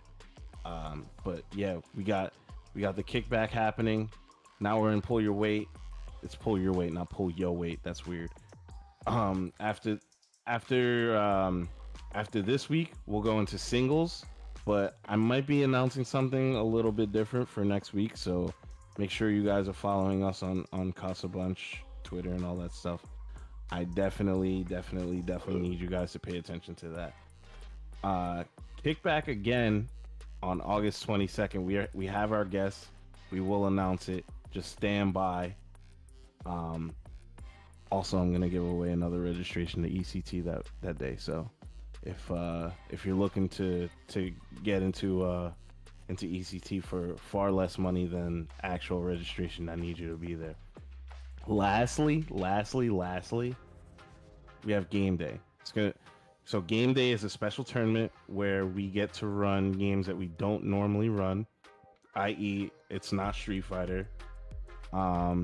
Last time we did it, it was Marvel Infinite, but this time we're gonna go anime.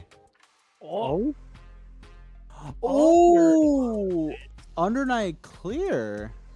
Yep, rollback, baby. Not clear. That's a typo. Wow, I didn't even notice that. Under Night 2. Yeah, Under Night 2. This right. the newest one. Okay, we're gonna go back. I literally okayed this flyer too. I was like, "Yep, looks perfect." Under Night, and you're like, "Yeah, that's Under Night 2." shit. Yeah, Sis Celeste. That'll be happening August 29th. So if you have friends that play anime, make sure you're checking it out, because we're bringing that out.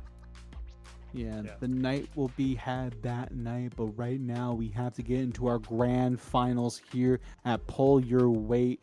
Again, thank you guys so much for hanging out with myself and Seth all night long. Guys, do me a favor before we get into the set. Make sure you guys are following Seth on all his socials. He's been doing such a great job on the commentary side of things, and he's been an absolute pleasure to be working with. Thanks. Anyway, let's get into the grand. I'm playing Floki and Bunch, everybody at the Casa team. Thank you, the Casa, as always. Yeah, so Holding follow down. these guys as well. Please support. Please do. If you want to give your biggest support, claim that last code in the match arena. Anyway, let's get into the grand finals. It's a very exciting match between Team Paladin and Boost versus Mike X and Chrissy CH. Up first is going to be Boost against Mike X, running the mirror, which was an interesting choice for them to kick this off with. And I guess that's probably just because, like, you know, they feel more comfortable with that mirror instead of facing up otherwise. But I don't know. Yeah, I think it's an interesting spot. Like both of these players are really, really strong, especially in the mirror. And just for you guys to know, Boost is rocking the traditional gi, and Mike is rocking the black jacket. Just so you guys have an idea of who is who while you guys are watching at home in the comfort of your own homes here at the Casabunch. Right now. It's like Mike has been trying. Okay, so finally fight his way out. Boost sitting pretty, but it's kind of difficult to determine like what their playstyle difference is because they're both like so neck and neck in the damage. Mike X taking first blood in this grand final set on the loser side, but they're playing incredibly solid. Yeah, right now Mike has been really. Both these players are very momentum based, right? And especially with a character like Ken Masters. Once you give someone the ball, they're gonna take everything. They're gonna take your house. They're gonna take your car. They're gonna take your health bar. And right now, it's gonna be Mike X gonna take this corner control. But the ODDP unhand me one more time, Seth. Look at this. The backdash, so smart, but unfortunately no punish, but it still gave him that. Nice. Very clean, going into level 3, wanting to just whittle that drive gauge down. He's probably going to get a drive rush fierce afterwards, or maybe even just a walk up fierce. Oh, tried to fish for the low, tried to chase that walk back, but went too far. Yeah, right now, again, going back to the pestering with the stand like both of these players are just trying to find a punish counter or anything, but that's a start. Gonna catch the flash parry with the throw, and again, we're back to this corner control. Boost has been really inducing, and Mike has also been doing the same, but the drive reversal is going to come out. No, the cross cut as well. It's going to find its mark. The level 3 is going to cut through. It's all or nothing, Seth, and I need you to sit down and shut up, please. Oh my god, he's dead. He's dead. DP, he was so cooked. That was checkmate. I can't believe it. Mike X. Such a clutch round for him. That was I don't know how he was able to secure that. I want to catch the replay on that. That looked so fast for him to get that CA through, but yeah, Boost not out of this yet by any means. Yeah, and I like the shimmy with the crouch fierce right there from Boost. Gonna get the run into overhead. And it's gonna be a full Jinrai confirm here into DP. And again, undeterred. Nice backdash by Mike X to try to catch something, but nice break as well. And now we're kind of sitting at what we've been dealing with all set. Just is kind of like right outside of crouch medium kick range, right outside of stand fierce range. And it's really who bites first and really makes the most of it. Again, nice break. Both of these players are playing so immaculate, and this is what I love about Street Fighter 6. It doesn't matter what characters you play. It doesn't matter how you manipulate the neutral. Every single hit matters. Every point counts, and especially in an actual format like this, and especially in the grand final, it's gonna make the most difference. Oh no, but the level 2, and it's gonna be perfectly placed. Interesting that he just wants to go for that chip. You can tell that's how intimidating he is by the way Mike X is like controlling the space in front of him. It's been consistent how Mike X has been able to like land punish counters and win the footsie scenarios. And you can tell how uncomfortable Boost is there. Like even for him to elect to go for that level 2, spend all of his super there, he's really just hoping that he can kind of, put himself in a better position here and play a little bit more safe, but Mike is a lot to say about that. Yeah, these two are just trading Dragon Lash side switches right now, but now Boost getting the better end of it. Gonna do the run stop and actually a shimmy on top to try to figure something out, but we're gonna get a full confirm here into level 3, and that should be enough if I did the math homework correctly. Mike X right back in it. Granted this was a big spend, but you'll at least get one level 1 to kind of have a reversal to work with it if you run out of drive bar. Set point though for Mike. Yeah, Mike has just been really dominating the neutral. Oh, tried to go for a level 1 to cut through it probably? Yeah. Not projectile invincible. Maybe it was a misinput, but either way, he's in a really bad spot now. Mike X, the jump heavy punch actually connects. Oh, but he woke up a little forward, and then he actually ends up getting out. Scot free with punish on that. Oh, boost needed at the low forward, finds his mark once again. Low forward, nice drive reversal. Now we're in a situation where Mike doesn't have any drive gauge, but it's a-okay. He's content being at this position. The Jinrai does not happen.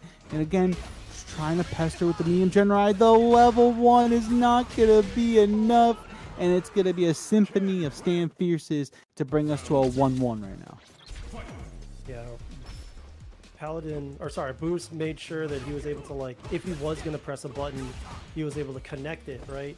A lot of how he was losing in game 1 was because he was getting whiff punished a lot. Even in the first round, he was getting whiff punished. So now, both of them are just, yeah, come over to me, come over here. Pucker up. I want you over here. I want you to be in my stand jab and crouch jab range. I'm really trying to figure out. Also, kind of fake fireballs as well. It's a classic fireball war kind of thing. It's like, oh, I'm going to press a jab to kind of mess up your fireball timing. I really like that. But Mike gained the better of the two right now. But Boost already sitting on set point, by the way. Realistically, it was probably like a minor connection issue. But it looks like Mike X feeling fine now. Empty jump into the throw. And look at that check from Boost to get himself out of that corner. Very aware of that spacing, and now he's just trying to like micro walk him down. Both of these look like prison jumpsuits. Both of them just got out of both of them definitely were hanging out with Cody potentially in Street Fighter 6, but it's gonna be a run DP for Mike X, and now it's final game, final round between these two. Who is gonna get the momentum in this grand final set? Really close between these two, and I think that we're starting to see, the full send, very risky approach from Boost, but slowing things down in the neutral now, and it's like every micro interaction, they're not even bothering trying to play footsies anymore. Look at this, we're skipping a lot, we're just drive rushing in, incorporating that. We're not sitting still in front of each other anymore, we're playing at much further ranges now. I'll counteract the sweep with my own sweep. And right now it's going to be Boost still in the drive gauge lead, but no counter hit confirmed. Unfortunate. And again, the sweep, meaty overhead is going to not find his mark, but the actual crouching medium punch will. Burnout engage, but the impact gets jumped, and it's going to be a level 3, and now they're both in burnout. The butter has been expired on both sides, and one of them has to go to the grocery store before it's too late, Seth. Oh my god, just ate that stand roundhouse, and look at that. Boost is really trying to fish for that hit. The overhead, but couldn't quite connect with the stand. Like it comes out from Mike, and he's able to take game 1 over Boost. Oh, that was the set. In the mirror. That was the set, man. That was clean. That was very clean. And honestly, it truly did come down to Boost believing into that Jinrai overhead. Unfortunately, didn't cancel it. And now Paladin has to get this win against Chris in order for us to not have the reset. And now bring it to a situation where Boost has to play Chris. But Paladin in the hot seat now. Can they figure out how the boxing ring works with Chris CCH's head? Yeah, this is a street fight. You know what I'm saying? There's no rings here. Looks like Paladin already off to a great start, very confident sweep, but what a reaction coming out from Chris. EX cycle upward. Oh, a nice whiff punish. I really love that from Chris, right? Recognizing that the button is donkey kick was still out for a very long time. He took full advantage of that. I like that confirm off the punish counter flicker as well. And Chris, you know, we've been talking about all night. You can tell he is super comfortable no matter the character choice, no matter if it's Akuma, no matter if it's Ed. He's really found his stride in Street Fighter 6, and it's been really enjoyable to watch. Yeah, Paladin in such a really bad spot right now. Oh, that was definitely a misinput. I'm pretty sure he wanted to throw a fireball there. Ended up going out letting out that solar plexus, so unfortunate stuff. So hopefully that round loss doesn't shake up things too bad. Paladin trying to just play around the fireball range, but unfortunate that throw whiffing, a little too plus after that hit, and now Chris in such a dominant spot, locks him down in the corner, and the stare down. These two are absolutely showing each other the utmost respect. Look at them. And it went back to the game just like that. The pause of a lifetime. But it's going to be a level 2 to engage, and I really like this here to get the safe jump set up off this. And then, it beats out the throw. It's not going to be enough potentially off the level 1. Meaty, yup. Oh no, it's safe because Chris is in burnout. Oh no, one last guess potentially for Paladin. Paladin trying to fire these fireballs back and really trying to get the pressure going. The back throw incident. He's got to get but the level 1 is going to get sniped.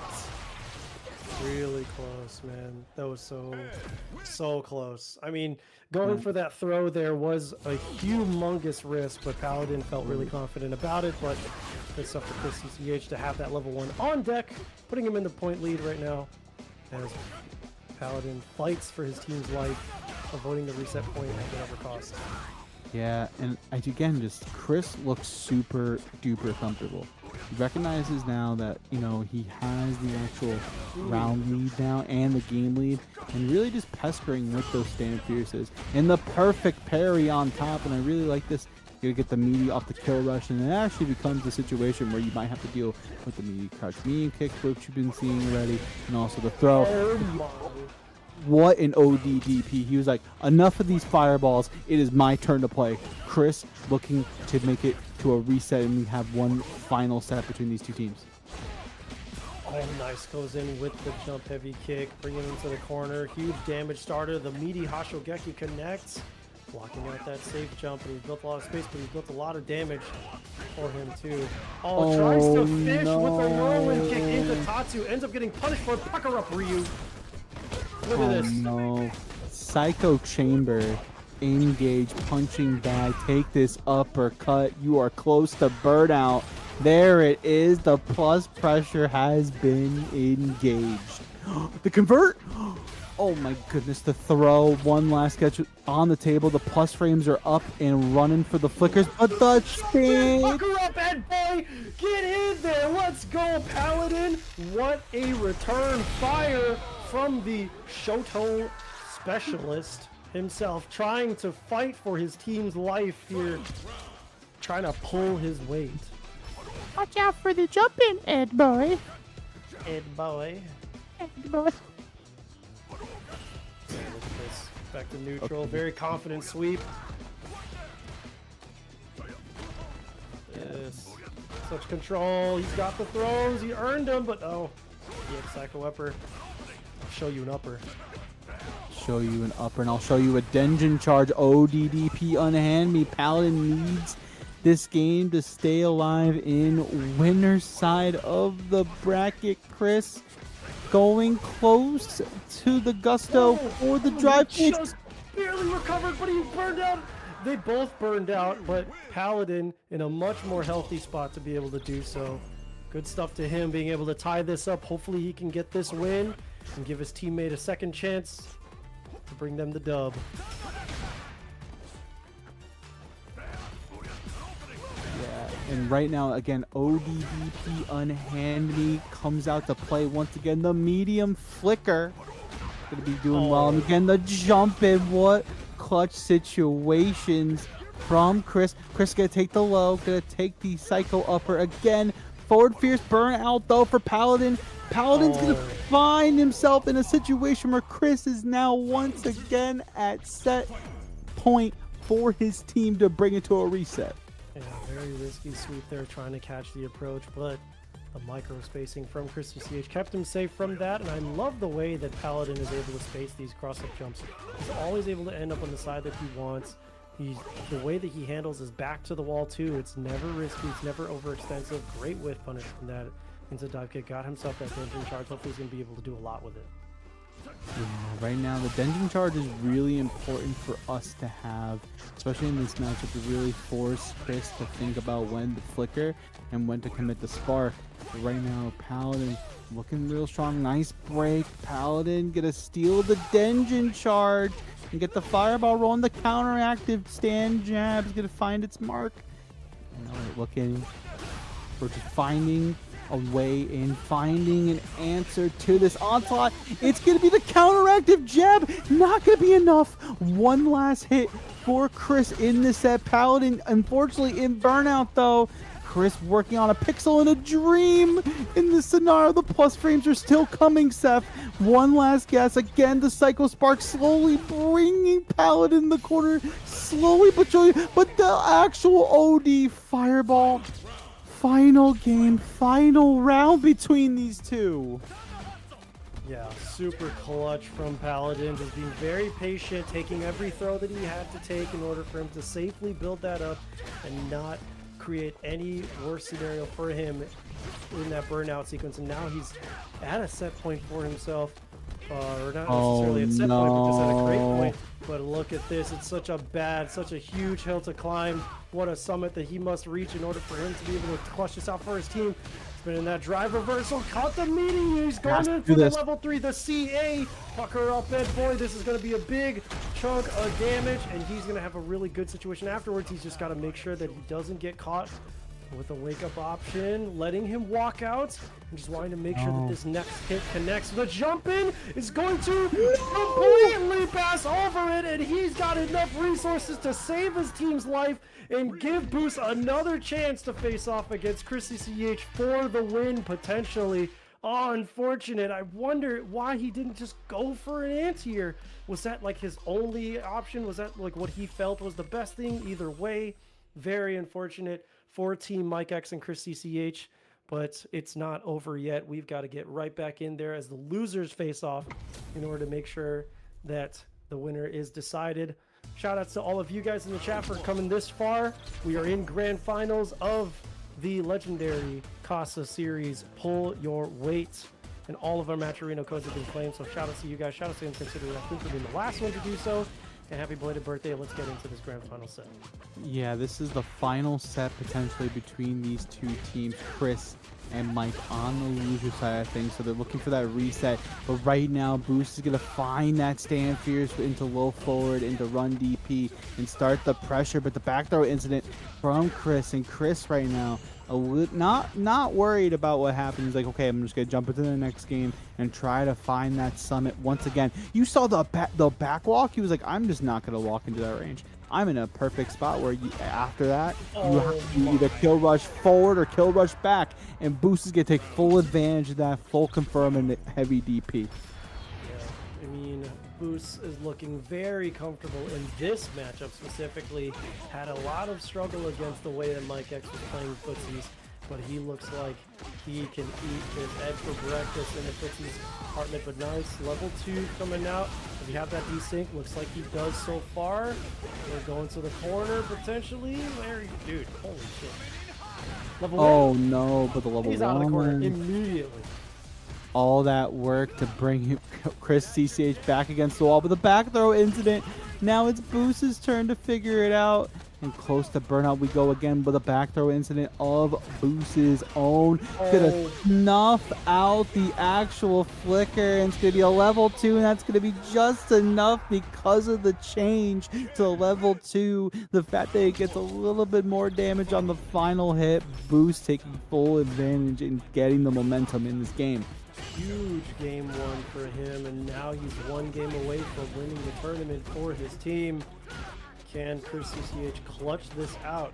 Looking really rough on this Ed as he's really overextending, counter hit after counter hit, trying to brute force his way out of this corner. Boost is sitting very comfortable. Yeah, Boost right now just staying comfortably at stand roundhouse range, but like going back and forth and just kind of seeing where Chris is throwing out the crouch light kick. But nice again, punish counter confirm on the flicker. Nice DP as well. It's a little tricky to get that DP at times because it's a little stubby, but Chris, a master class at this and being prepared at all times, but not there. Keeping the jump shallow, and it's gonna be Boost gonna be cashing out the level 2. It's the 3rd strike, y'all, and it's a set and tournament point now for Team Paladin and Boost. Chris and Mike X are on the ropes. I was absolutely bullying the late active frames from Ed's light DP because he just went for that empty jump. Now look at him. He's in such a good spot. He's got his back to the wall. This is where Christian CH has been for the majority of this set, but he's got his way out. Punish counter into the level 2. Can't quite get that desync and doesn't even get the Cobra Punch, but still able to block in time. And he's got boost and burnout, so hopefully he's able to take a mile with this. Yeah, but even still, you got to be careful. If you're Chris, level 1 is an option for boost to get something rolling right now. But nice break. The level 1 is going to come out to snipe the DI. There it is, side switching. Boost looking very content. You just see him backwalking. I don't want to. Yeah, I am not afraid right now. And Chris, unafraid to push the issue and push the envelope. But there's the heavy Jinrai. There's the knockdown off the OD Tatu. One last guess on the table, and it's gonna be a punish counter on the ODDP to seal it. Paladin and Boost are your winners of Pull Your Weight here at Casabunch. Chris really bet it all on that last one. If you guys see it right here, right after that EX Tatsu, he lands, tries to EXDP his way out of that tick pressure, really thinking it was going to be a tick throw or a chain jab, but either way, man, Boost staying patient. I don't know how he saw it coming, but he did, and it's that kind of skill and that kind of mind that you have to have as a team in order to pull your weight here at Casa. Hope you guys enjoyed the show. Hope you guys are enjoying the new formats. This was a 2v2 Waseda style tournament, first of 2. There's going to be more of this to come as Bunch plans to have this part of the regular month-to-month programming. Bunch, if you want to talk a little bit about how you're feeling about this bracket, how you're feeling about what's coming later. Yeah, I do. Thank you. I literally, this ran near perfect. Agreed. There was a few things that, me and the team were already talking about, just adjusting mildly. This ended a little later than we kind of wanted it to, but as far as like our first good run back at it, this was pretty par for the course. I don't think it needs to go anywhere further than first of 2. So don't ask me for first 3 teams. No. You're not getting that. I think this is pretty good. And we had the whole floor to ourselves. There was no other orgs running at this time. So just imagine if we were trying to do this while some other org was trying to run their tournament. So just keep that in mind before you even ask me. No, and no. But yeah, we want to do different formats. Like I was saying, Pull Your Weight was this week. The 2v2 teams. Next week it's gonna be singles. It might not be Street Fighter. Keep it locked. I gotta see what we can do, but yeah, if I have it my way, it will not be Street Fighter next week. Follow that up. We'll be back on Street Fighter, doing a ladder and an interview with a player. We already have the player, so keep it locked on all Casabunch socials to find out who it is in the coming weeks. It's a good one. It's a good one. And then after that we have game day, Uni 2, Celeste or whatever, however the hell you say it. Uni 2. There we go. I don't care, man. Uni 2 for game day. So if you know any Uni players, let them know. French Bread, I actually love French Bread games. I'm a huge fan of Under Night. That's literally my character. I play Byakuya. I don't care about your feelings. I'm not here for you. And then yeah, and hopefully, maybe we might get some Melty Blood in here. Who knows? I really love Melty Blood. So as long as my staff lets me run the events, I'll do it. But yeah, that's it from me. Thank you to the co-coms, Seth and Floki. You guys are you're a duo now. You're a commentary duo. You guys you guys better. You might as well get used to each other at this point. Yeah.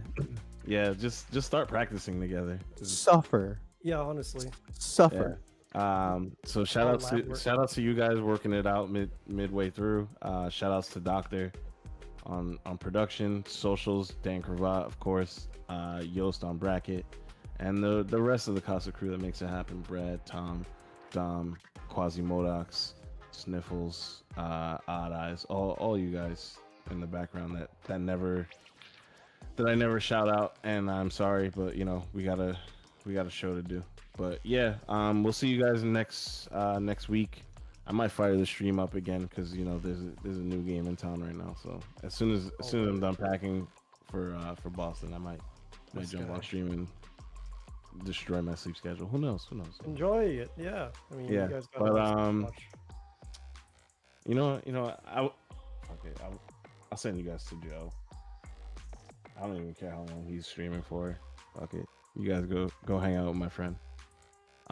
Yeah, guys, we'll see you next week. Just wait for the just stick around for the raid. Just stick around for the raid, and then for the raid. All right, you guys can leave now.